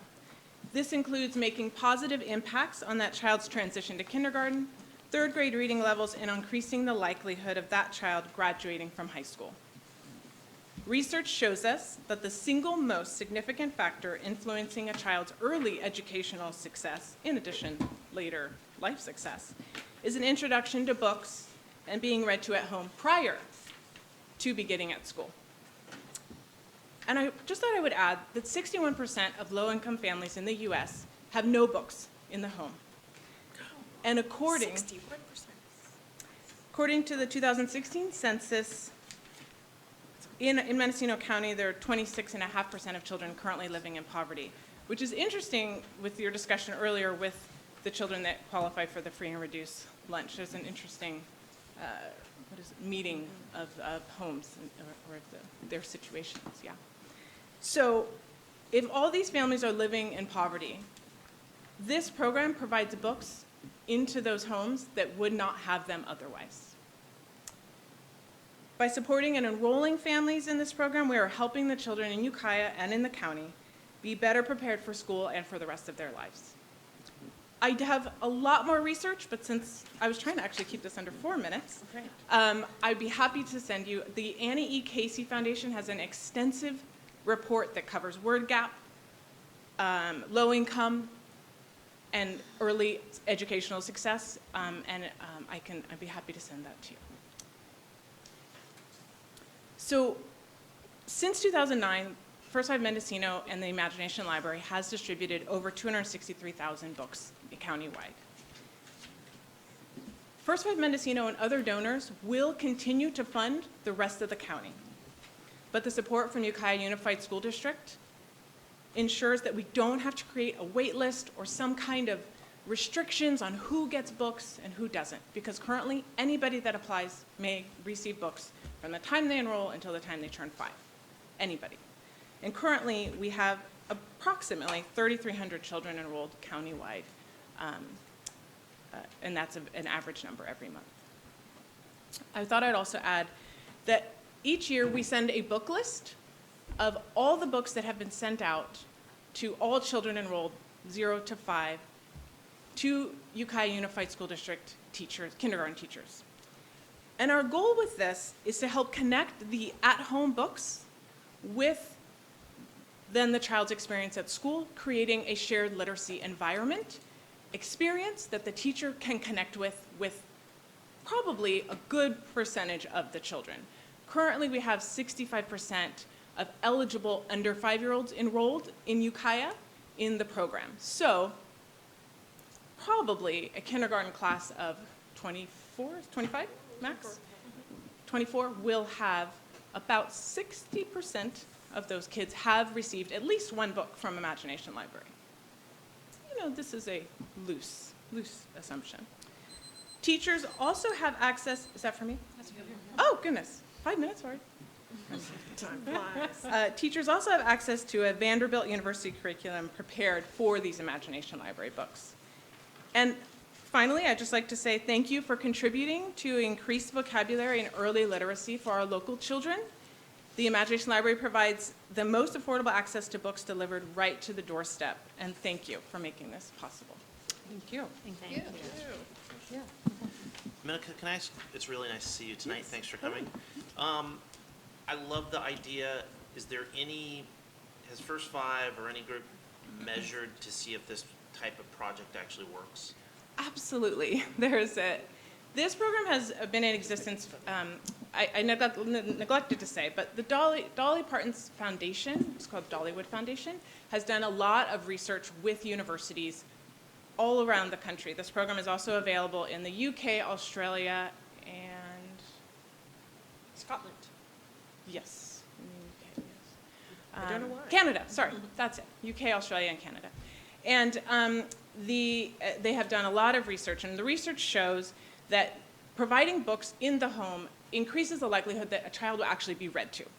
It also, and your question is specifically about that this program works, meaning? Is there a positive benefit? Other than early literacy increases the likelihood that a child succeeds in school? Frankly, anything. The literacy part is super important to our, kind of what we're doing here. Sure. What we're really thinking about it. Sure, yes. So I absolutely have research that shows that it increases the likelihood that the child will succeed when they enter kindergarten. They are more prepared for the school environment. They're more prepared for social interactions. They're more prepared to sit still and learn and start learning about the mechanics of reading and writing and instruction. The sitting with the loved one is the part that grabs at my heart, right? And I'm sure all of yours. But also what it's doing is engaging the brain and growing brain cells and engaging the brain so that it is ready to meet life. And I absolutely have research to show that, yes. Thank you. Yes. Trustee Mulberg. Just because the two kindergarten teachers up here might be too bashful to mention it, but all the research around the million-word gap that is out there is really an interesting thing. So I just Googled million-word gap, and sure enough, it comes up really easily. That children's vocabulary skills are linked to their economic backgrounds. By the age of 3, there's a 30 million-word gap between what you've heard, between children from the wealthiest and the poorest families. And that directly translates into how easily you're able to read. If anybody would like proof of that, I could bring my 5-year-old granddaughter over here because I've heard the 40,000 words. Yes. But I wish there was a way that you could include in your books or something. I find your books at Goodwill and at the hospice thrift stores. I was at Goodwill today with my granddaughter, and there must have been 100 books there. I wish you could encourage them to donate them to the schools or to daycare centers or somebody, rather than, because they're $1 a piece, and that's a lot of money for low-income families. But I wish there was a way to encourage that rather than just give them away to. Yeah, we do collect a pretty large volume of them. Okay. When books are unable to be delivered because it's a nonprofit mailing label, they come back to us. We collect them and we pick them up throughout the county. And then we will give them to the library to give away to families. We also give them to doctors' offices and any of the types of groups. Family resource centers, they're all open to have a collection. And actually, we have had, when we do distribute the curriculum to Ukiah Unified teachers, they sometimes pick a favorite book, and we hoard them and then give them a good amount of that. The No-No Day, very popular at Oak Manor, by the way. And the teacher requested that, and that is because there was a curriculum that went along with it, and they used the book. They had passed out about 12 of them, and so that's one way that we absolutely, if you know of somebody, we would, yes, we do send that out. And Jasmine Blanc, who owns Mendo Baby, currently does our information input, and she puts videos out on Facebook all the time and says, bring your books if you don't want them anymore. And right after the fires, as she herself lost her home and her daughter's library of books, and she was devastated, she said, we are keeping books here. If there's one you missed that was a perfect one, let's find it. We're gonna find it, and if you want, and if it's not here, we're gonna send out the request to find it. So we do try to do that, but thank you, yes. Okay, thank you very much. Thank you. Okay, now, Trustee Barrett, I apologize for that lovely little interlude there, but back to the business at hand of behavior specialist. Okay. Yes, the behavior specialist at Oak Manor. This just seems to me that it's an inequity. I really didn't understand what we were doing last year when we decided to do this. And I feel like that person should be consulting with other schools. And I just keep saying that over and over. But I think Oak Manor had them full-time last year. Let Oak Manor have them 3 days a week this year or something like that. And there be some kind of a rotation for them to go to other schools. I know all the schools have, teachers can use these people, their expertise.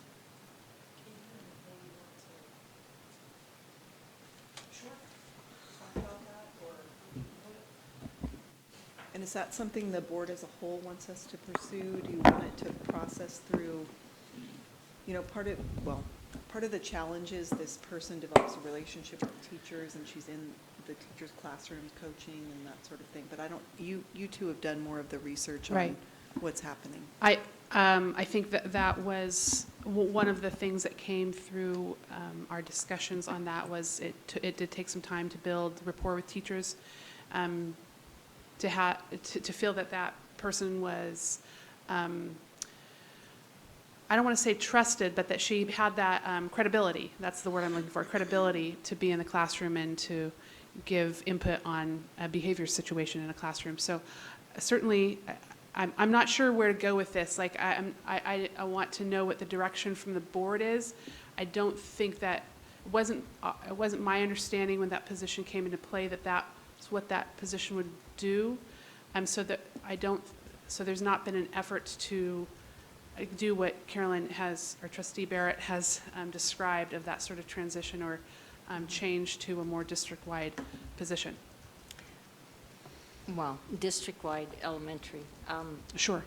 But my experience with behavior specialists is that they spend time helping the teacher learn how to deal with a student. Right. And I just can't understand why, after spending a year there, I'm sure that they would want to consult with the new teacher next year and say, well, this worked with this student and so on. But then it seems to me like those teachers at Oak Manor should have gotten quite a bit of expertise from this person, and that we should offer that to other schools as well. If they have a student that, you know, the teacher is really struggling with finding how to best engage that student, that they contact this person and they make arrangements. I just feel like there's more people that need this than Oak Manor. Trustee Van Sant?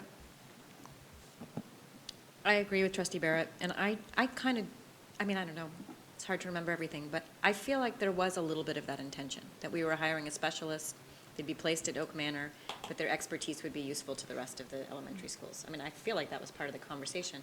I'm also concerned that we're setting a precedent of a permanent second behavioral specialist for all time. That's going to come back to us with questions, as it should. So I agree with Trustee Barrett. I think it would be good to expand that expertise to other sites. I don't know if you need to do it on a 3 days a week, 2 days a week, whatever works, but Right. that person's expertise is available to other super high needs kids. Trustee Arkin? Though I agree with both of you, that makes total sense. I'm wondering, were they able at Oak Manor to use her continuously every day? And since she was there? I mean, was it that was she that, or needed? Yes, that I think if you were to ask Oak Manor staff, as we did, yes, they felt that they used her all the time. They have some plans on ways to use her a little bit differently next year. I want to kind of add to some of what she had done. She wanted to start doing some parenting education classes around behavior of child behavior, things like that. But yes, they felt that they certainly used up all of her time. That really makes it difficult. If she was able to, was she that effective so that she shouldn't be spread around? It just makes more sense for her to be spread around, but if they need her so much there, I guess I'm kind of confused, perplexed, or something. Probably every school could feel that way. Trustee Montpere? I tend to agree with Trustee Barrett in the sense that, well, first of all, a consideration. I'm trying to figure out how to say this in my usual genteel way. I think if a teacher has a child with whom she's having incredible difficulty, I would think that it is that teacher's job to accept the help without having to spend 6 months building a relationship. I would have killed for help any time when I had a job like that. I didn't care if it was the, Claudia the dog. So that's one thing. Secondly, I think this kind of help should always be based proportionately on the numbers of students at that school. And I think perhaps it would be a good thing to do a little study of how many severely disabled children we have and what kind of help they're receiving at other schools. Just as a reminder, this position is not intended to, it's not a special ed position. So just, I want to bring that up. Yes, it's behavior, but not necessarily special ed. Every teacher has behavior every day. So I think we could look at it a little bit differently. I think when you say that they're finding new ways, every school will find new ways to increase the work of anybody that's there to help. It comes with the job, because you never can do enough to help children and parents. So I just think while that might be a nice opportunity, you might want to weigh it against some other things. That's all. Trustee Nelson? I'm a little confused. We're rehashing these ideas, we're bringing up new ideas, kind of whatever is on the top of our mind?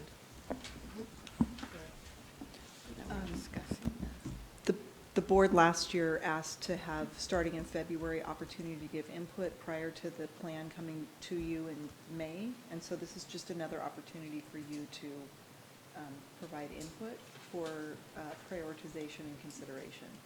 Okay. But I do want to get clarification, because at the last meeting, the board took action to continue the position into next year, and we're supposed to review it in April of 2019. So, but it sounds like we missed a portion of it, maybe. I remember that as well, although. And that was to maybe spread it out. I specifically ask that we use this person to consult with other schools, and said that specifically, and it got dropped somewhere.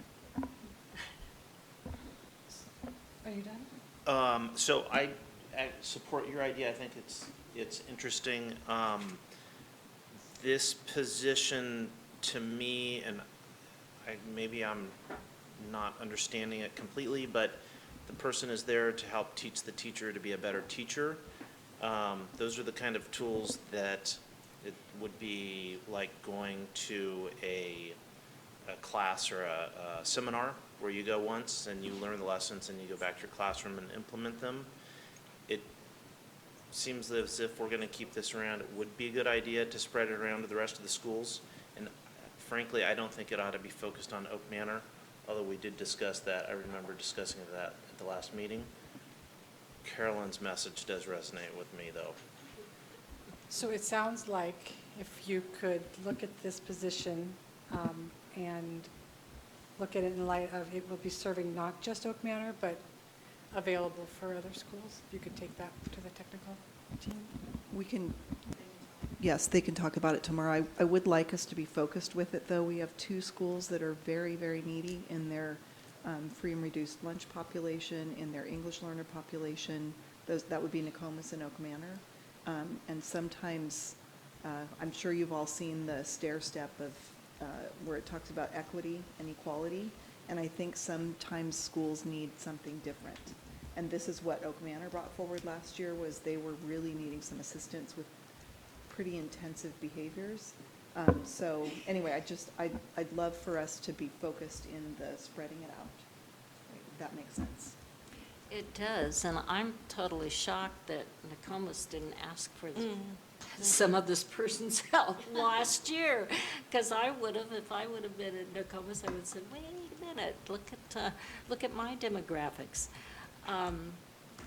So I agree that we should focus more on Nokomis, but I also think at any of the other elementary schools, if they have a student that is just someone they're really struggling with, that they should be able to ask for this person's expertise. I just think this person needs to be spread around. So then we would be focusing on Oak Manor and Nokomis, but with the ability for an individual, on an individual basis, if there's a teacher or principal at another school who feels that this expertise is needed, they could call this behavior specialist in. Is that correct? Yes. That's fine. I mean, keeping the home base at Oak Manor is fine with me, as long as they're available for consultation. I mean, you might want to have a home. Right. So home base at Oak Manor, but available for consultation for high-needs children at other school sites. Yes. And I would add that I think the priority, or if this were to develop, it would be, I would be especially concerned about first, second, third-year teachers, and who we would hope wouldn't have any of these children, at least to begin in their career, but will. And I think nothing could convince you to leave teaching than having an extraordinarily difficult child without adequate backup. Right. So. Trustee Nelson, you have a comment? I think that we should also be careful. As the superintendent pointed out earlier, she had discussions with the UTA about the TOSA programs being perhaps having too much work, and I would hate to take a resource like the behavior specialist, maybe spread it too thin. So I think that we ought to have a little flexibility, letting the powers that be make that decision on how thin we spread it. So it's still a useful program, so this person isn't scattered too much. I really like the idea of having all the schools having the resource, but it is one person, so it might be a good idea to focus, Well, focus. not spread them too thin. Sounds like it would be focused more on Oak Manor and Nokomis, but would be available for any teacher at any site who feels like that teacher feels like he or she needs that.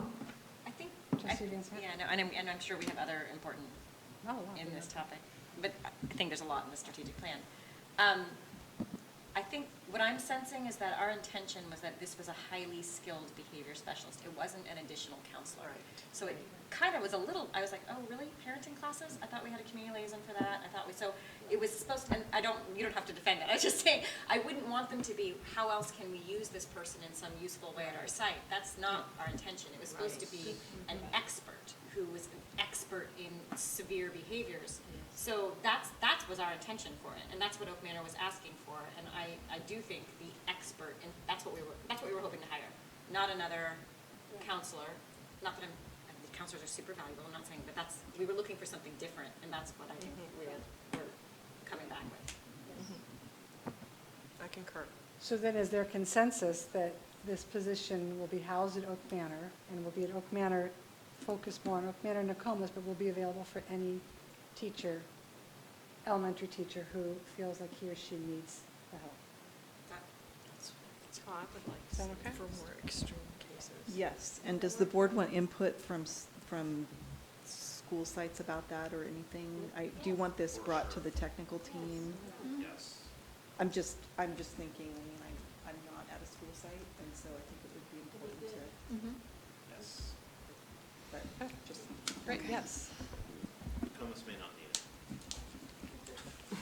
it. They are trying to build some partnerships with agencies to build Medi-Cal to have this in Nokomis. So people are thinking about this in different ways, and that's why it's a little more complex. Okay, so looks like Trustee Barrett has another item, unless somebody else wants to jump in. Go with her again. It worked last time. I went through the strategic plan again. There was another item that I was concerned about, and that was on page 35. The customer service that we gave training to a couple of years ago, and it says that we're continuing to do the survey. What does the survey show, and what do we do with the information we get from the survey? And are we training new employees? Carolyn, the survey, okay, I see, because the survey is listed under customer service. Yes. I get it. It took me a minute to make that connection. So, And I don't know if he's talking about parent survey or exactly what the survey is. yes, we have a parent survey. The Right. board will receive those results in May. We're just finishing up the processing of the multi-year analysis of the survey. We have a student survey that is just finishing. The sites are getting that today. We'll share it with the board. We have our staff survey that the board will get.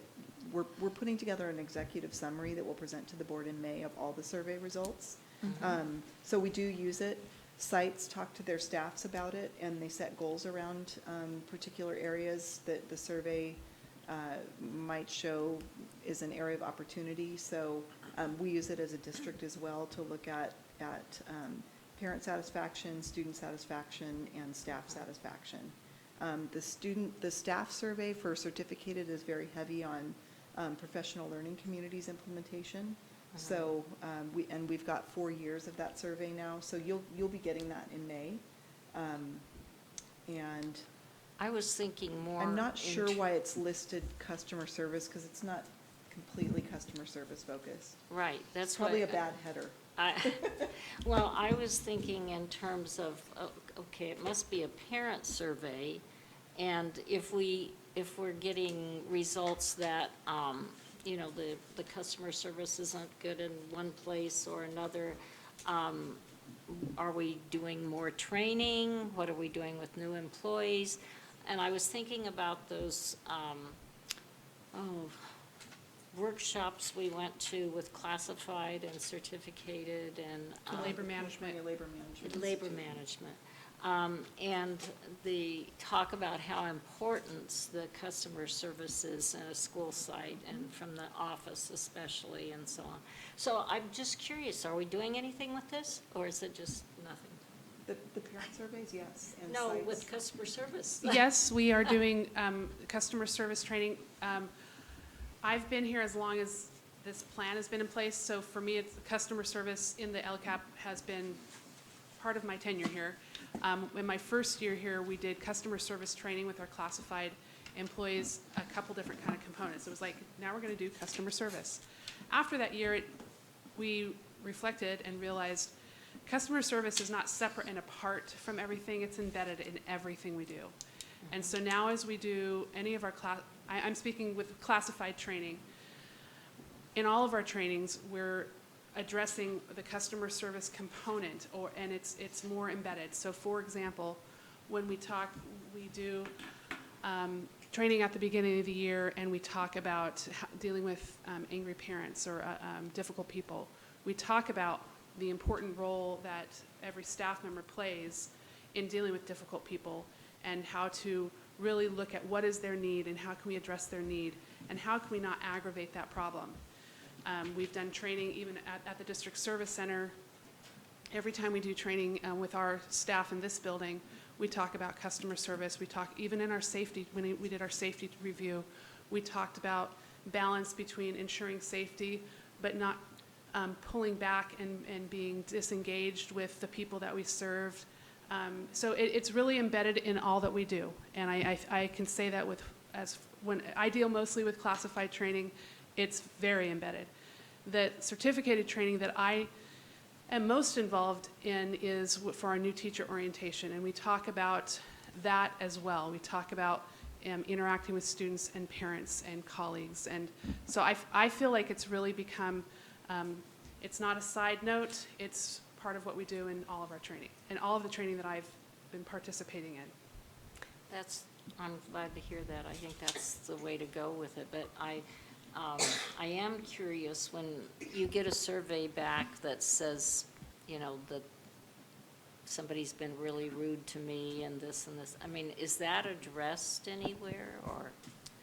It is in my department and Yes. in other departments that I'm aware of as well. So when we look at our survey results and see that they have felt that, that just to be real vulnerable here, we get a lot of requests for information, and it's important that that information is accurate. And when it's not accurate, that's not good customer service.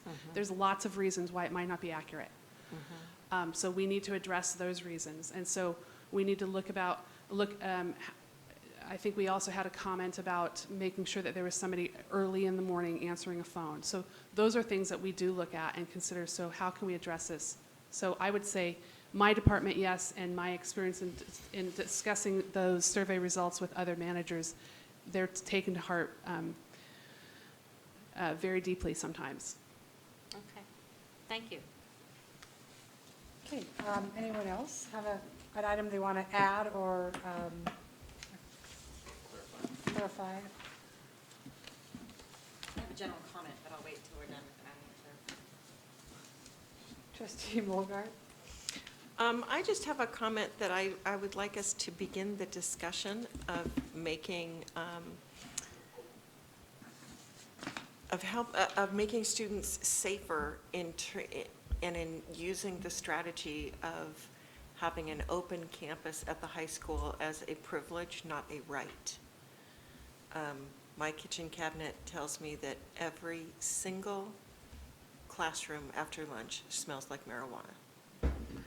And I know we're not going to have the discussion right here and now, And I know when this was broached a few years ago, I don't even think I was on the board, it brought out every business owner in the area, and it was a huge thing.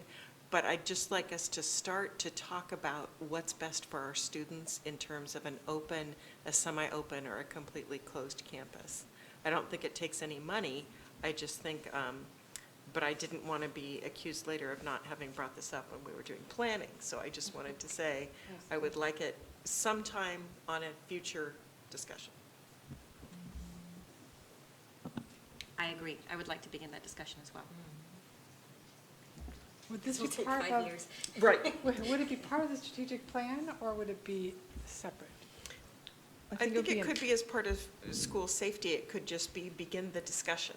You know, it couldn't even be that we're even claiming we're going to get to a resolution or a consensus within year one. Certainly not. Yeah.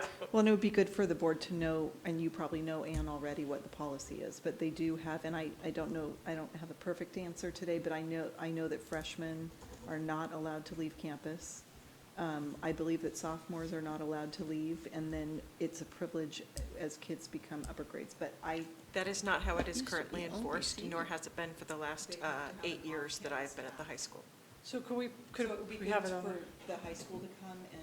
I don't know that this is the forum. I don't even know that this is the forum. It might be quieter, simpler meetings with Or I could get the student written leaders and the high school principal, things like that. Or I could get the written policy for the board in my Friday communication or something? It doesn't really matter. That's not what's enforced in realistic So I think times, so it would be interesting to doesn't see the matter. policy, but it sounds like actually you're talking about a group that would look at the possibilities and determine which might be the best for our students. Right. So put it on the strategic plan as in look into or. Yeah, develop- research, maybe. Okay. I think we would probably start with the high school, with the site council at the high school. I mean, that would Perhaps so. be the best place for them. I don't think we need to decide that tonight, do we? We don't need to decide our I strategy. just don't know what I'm supposed to put somewhere. Okay. Could do something like begin to research or look into different options for high school lunchtime, right? Campus. Not my forte, coming up with words. It seems like this is one of those things that is a good place to start at site council and work its way up. I guess, but what I'm afraid, what I could possibly see happening is it goes to school site council, and then it ends at school site council and doesn't go anywhere else. And I think what she's meaning is a broader perspective. Trustee Arkin? Yeah, it doesn't have to end at school site council. I think if we're interested in what the result is, then we can ask. But site council, that's really a good place to start. And also, in site council, the leadership kids are in there also, so that they can also take it back to the leadership class, and they can discuss it, and then they come back to site council. And it would be nice for them to hear what our concerns are, and we can have a back and forth with them. But I think they need to start first, because I'm not totally, unless we want to give a direction and see if they will take it from there, but Gordon's pretty good about that. I don't think we want to back people into a corner, Yeah. right, by giving them a direction. What if we just said, research and discuss open and closed campus policies and the effect on our students' safety, health, and nutrition? Just say research and discuss, and we don't even say where it starts, where it stops.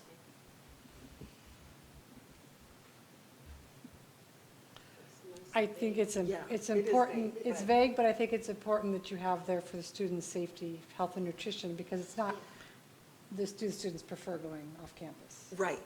That's not the issue. Right, yeah. Yeah, and it's a balance. I mean, adolescents need to prove their freedom and their independence, and that's a part of life, and it's yeah. There's plenty of time to do that outside of lunch. Okay, Trustee Montpere, did you have a comment? Well, yeah, since we're all doing this, I thought I would like to reiterate again that number 15, to increase this preschool-aged children into our program that Trustee Barrett raised last board meeting. And I still feel that we really need to either have some kind of subcommittee or something, or I would like to know what else we can do or are doing to increase the number of preschool, but also to continue and support the work of First Five. There was a column it was either the Daily Journal or the Press Democrat yesterday by a pediatrician about the newest results of the effects of screen time on children's brains from birth to 5.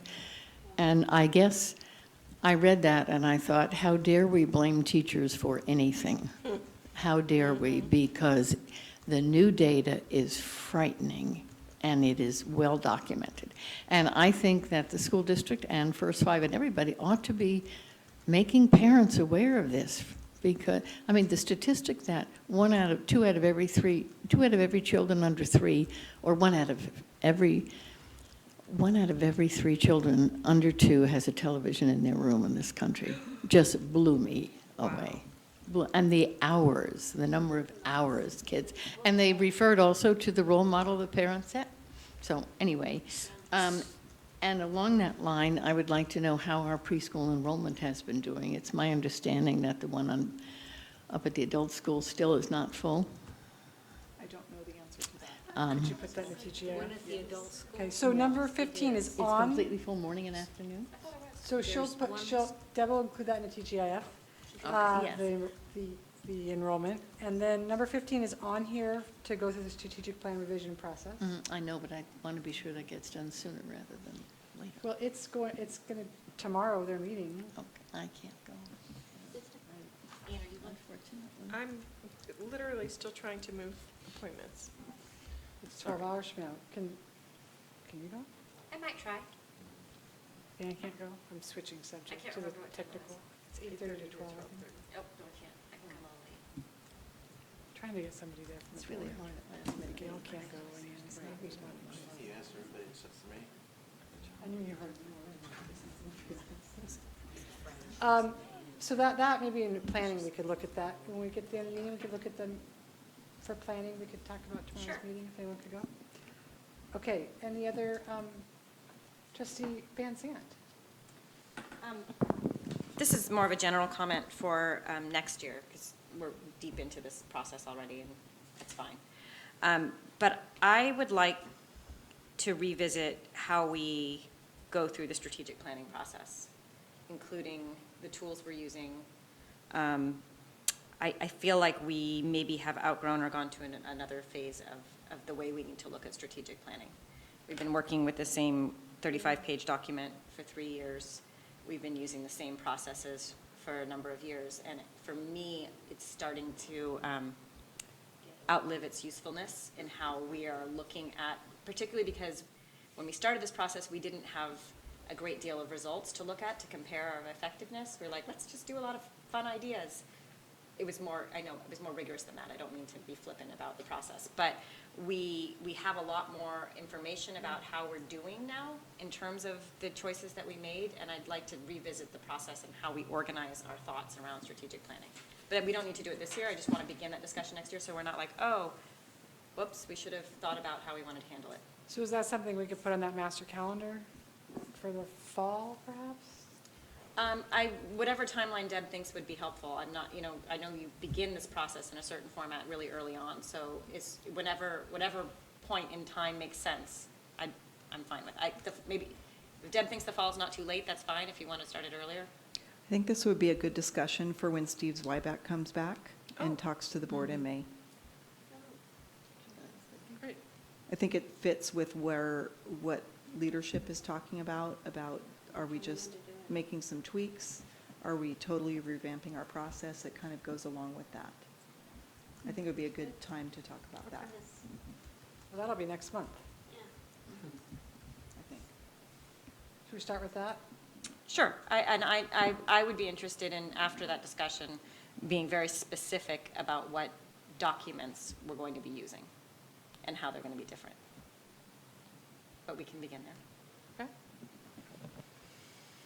Trustee Montpere, It would be, Megan, it would be good to know what you're thinking, just because I mean, it would be a pretty significant change in a process. And so, you know, if you look at our strategic planning cycle that we presented to the board at the last meeting, I think our plan is to, not next year, but the following year, start with a strategic planning process, you know, a larger one like we did when we created this document.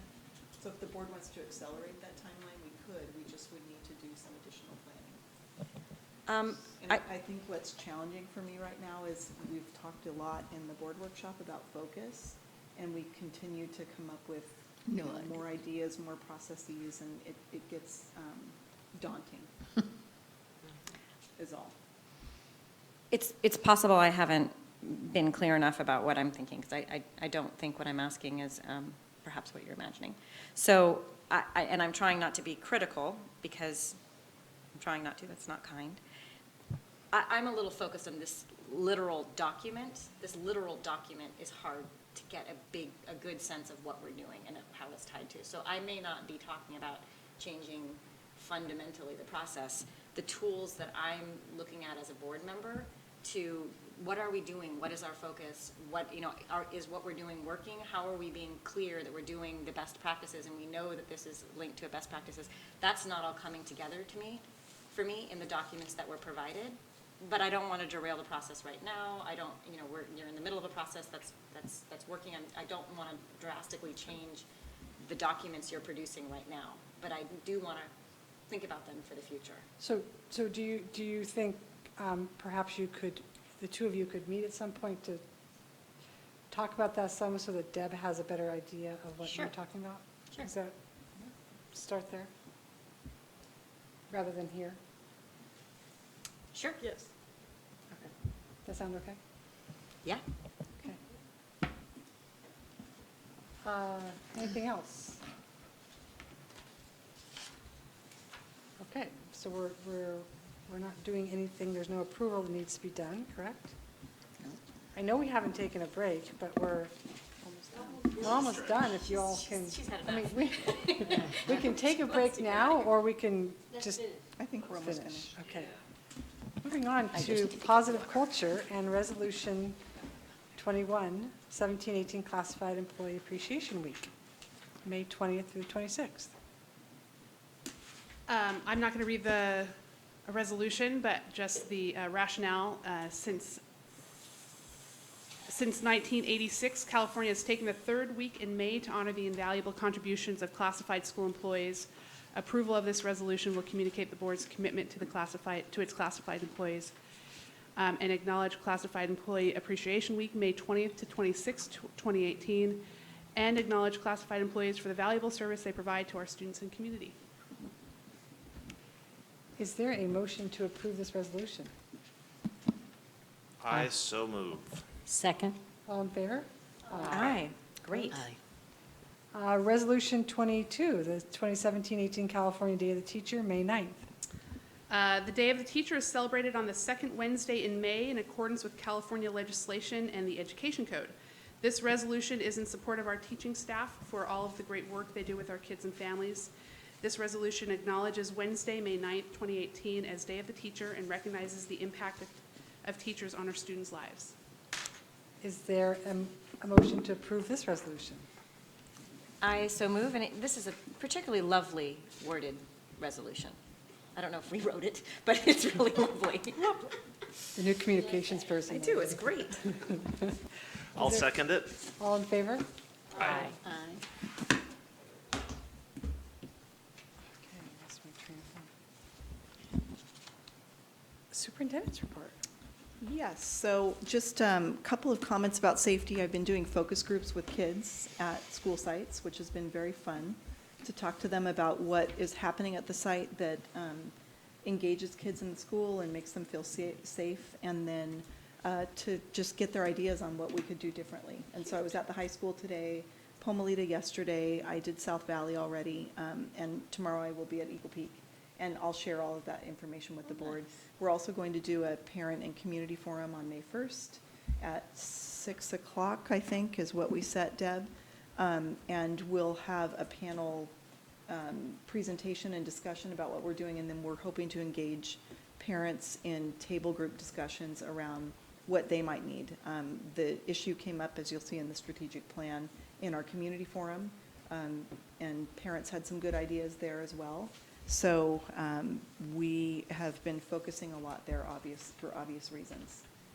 A lot of time has been spent at the school sites and certainly at the district level on ensuring that we're doing everything that we can to make sure our campuses are as safe as possible. I'm extremely grateful to law enforcement for their partnership with us, and you know, and I'm hoping that people will be really good consumers of information and not jump to conclusions through social media, and just keep notifying us of things that they're hearing so that we can track it down and investigate it. So I think that's all I want to say, but it's been really fun getting out and talking with kids, and I'll just say they're really proud of their school sites and what they're doing as leaders on campus. They talk about the school resource officers as being great sources of support for them. Today they talked about the high school resource officer, Tony DeLapo, and the relationship that he's developed with kids there and how much they appreciate that. They trust him. They go to him with information. They talk about all of the student activities, all of the staff people that connect with them.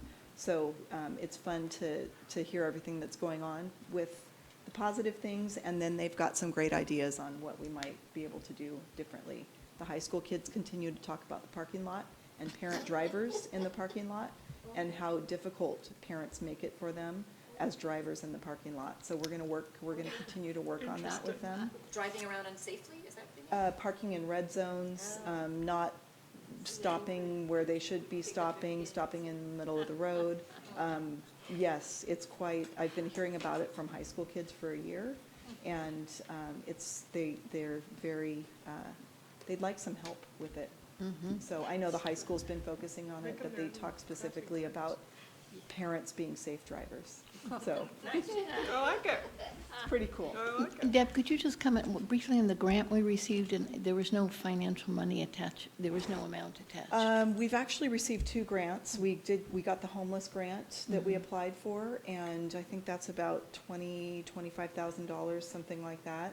And then we got a grant from the Commission on Teacher Credentialing on leadership capacity building. Okay. And so that's $280,000, something like that. We are in the process of inviting, so Dr. Tom Maney will be coming to Ukiah, California. He's a renowned educational speaker. He's currently part of the UC Davis project that I'm part of, and it's working on professional learning communities, building capacity. In that area, we've invited principals from Humboldt County, Lake County, Colusa, Del Norte. It's for rural districts. And so we're excited about that. We're getting started. It will start in the fall. It's a 3-year grant. To whoever And did all UC the Davis work. will be here engaged with us. Trustee Arkin. Yeah, I wanted to say, Deb, something about the parking lot. It was several years ago through SSC, a group of parents were also having those issues. Where the buses come in now, parents were constantly parking there. They worked hard, they made signs, and but it stopped because they actually policed it, the parents did. They made the parents go around, so there is a possibility, but they have to be strong, and Gordon can do it through SSC, and they can come up with something, but it will take a while because parents are, I mean, I remember it's, I can wait here for my kid, and you cause all these problems, but it can be, it'll just be a little inconvenient, but too bad. It's really fun getting out and talking to kids. Yeah. So. Any board reports? Trustee Arkin. Yes, I wanted to let everybody know that Tyler and I were fortunate enough to be able to be on the first electric bus that we have. Nice. And it was really, it was quiet. I mean, it wasn't totally quiet, but in comparison to buses, it was a nice ride, and wasn't that fun? And it had seatbelts. It had Oh, did it? seatbelts, yes. Hallelujah. Yeah, it was really great. They did a great job, and, yeah. Those are really quiet. They are. Boy, these guys are great how they drive that. And we were able to go to technology, and I'm always very impressed at how nicely they have everything put together. Yes, and Tyler's great at asking all these questions, so I'm glad to go along. Any other reports? Trustee Barrett? I was just gonna say the spring fling put on by the high school choir was great last week. Really enjoyed it. Josh Small does a great job. Choir. Trustee Van Zandt, do you have your article? Excuse me? I said, did you bring your article? I wanted to comment on, Pomalita does a career day, which unfortunately my daughter was not able to participate in, because she's on a field trip, but she was so excited about it, and I was just thrilled hearing about it. It sounded so neat. She said they have such a wide variety. I mean, she didn't quite use that word, but something close. You know, they have a seaweed gatherer, and they have a this, and it was just a really neat idea. I was really happy that they had such a broad group of, she was really excited and sorry to miss it, so it just sounded like a really neat, a neat day, and I'm just happy to hear that Pomalita was doing that kind of thing. She also participated in her 6-year plan, so it's really nice to see, here as a parent, these practices you're putting into place coming back, and I hear about them at home, and it was really heartening to hear. I was like, oh, good, I'm glad you've got a plan. What's your plan? And so it was really good to hear. After 6 years. Okay, anyone else? Okay, consent agenda. Is there a motion to approve the consent agenda? Motion to approve? Second. All in favor? Aye. And then we are at planning, right? Yep, you got it. We didn't have any other report outs. Agenda planning on Wednesday, May 2nd at noon.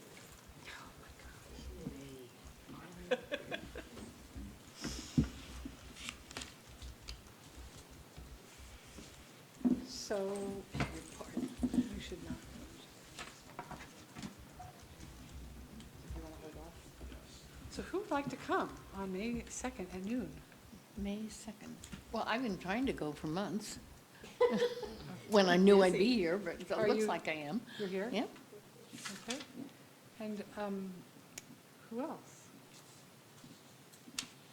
Don't all jump at once. If nobody else would. I could do it if it were at 11:30, but I can't, but I have a 1 o'clock that I have to be there a few minutes before. Is that time flexible for 11:30?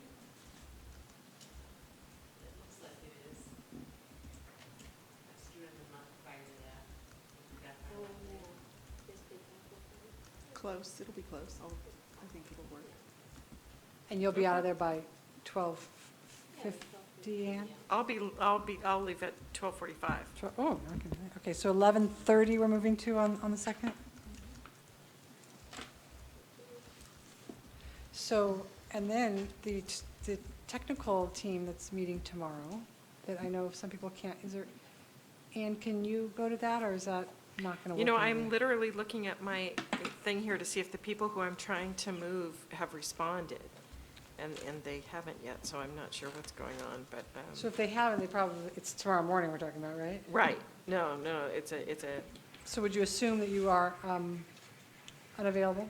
I don't know. Megan, are you? I'm panicking. Van Sant, are you? Van Sant's not available till 10 at the earliest. Oh, yeah. What is it? You could- The technical writing team? I don't know what it Gail means. goes. What's going on, Gail? Just Well, giving out. I have to drive, I have to return my granddaughter. I'll have her for another year. I have to meet her parents in San Rafael to do a swap. What time is it? It's 8:30 to 12.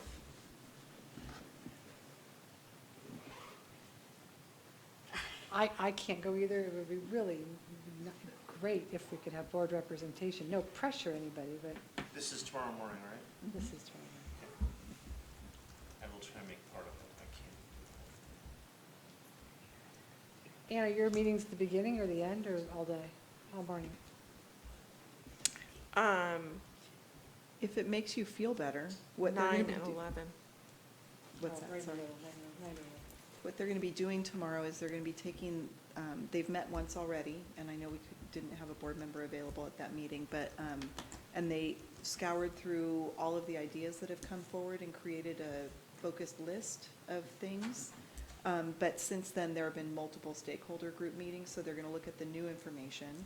And then for ideas that are a little not as specific, they're going to work on creating specific ideas and coming up with a list for prioritization. And all of that will be presented to the board in May for the board's I could go from prioritization. 8 to 10 if you wanted to go after that, or is Megan, that? could you come at 10? I will try. I can't be totally sure. I will do my best after 10. Okay, I'll come from 8 to 10. We 8:30, right? 8:30. 8:30. Okay. Here, in this room. And then anything else, Debbie? We have the board workshop on Monday, May 7th. That's 5 to 8 here. And Deb, will you pull them on the special meeting? We need to have a special meeting in the next 2 weeks to talk about the TOSA position. It needs to be an early evening. So you'll poll the board members? On that meeting, I know we have, in the TGIF, we got the summary of, I read the summary of our comments and work with him. Will we be getting information about the administrative session Yes. with them before then? Or Yes. just, okay. Yes. It's just much easier to have it before. And did Debbie get somebody to do the South Valley? So we have 3 people that said, I'll do it if no one else does. So I let you guys. Mine was really the last person. No, that was mine, actually. What's the, I'll do the South Valley one. I'd love to go to that event. So that's a Sunday. Sunday WASC. Or the WASC one, I thought we were talking graduation. It's not as Oh, fun you as took graduation. Graduation's a lot more fun. Okay, and so what's the date on it? 22nd? Of this month? Yes. Yes. Like a week At from Sunday. Sunday. That's so bizarre. Sundays are hot. That's the way it was. They start on Yeah. Sunday? Yeah. They always start on Sunday. Yeah. The team Yeah. arrives, they have dinner. Yeah. Is this dinner or is this It's just a hello, like, Yeah. You just have to say hello? it's just a, they kind of lay out the WASP process. It's probably an hour. Yeah. Next week. I'm still at the bottom of the list. Me too. We'll keep trying to get somebody. I'm like everybody. I said I could do it. Nobody else said she could do it if no one else Thank you, did. Carolyn. Thank you, She Carolyn. could do it if no one else did. Yeah, we're all doing it. Debbie, I'll do it. I might have a volleyball tournament, not me personally, obviously, but That's not obvious. I could be a great volleyball player, just like the communications manager. No, much better communication. than that. Oh, yeah, during meetings, sorry. Carolyn.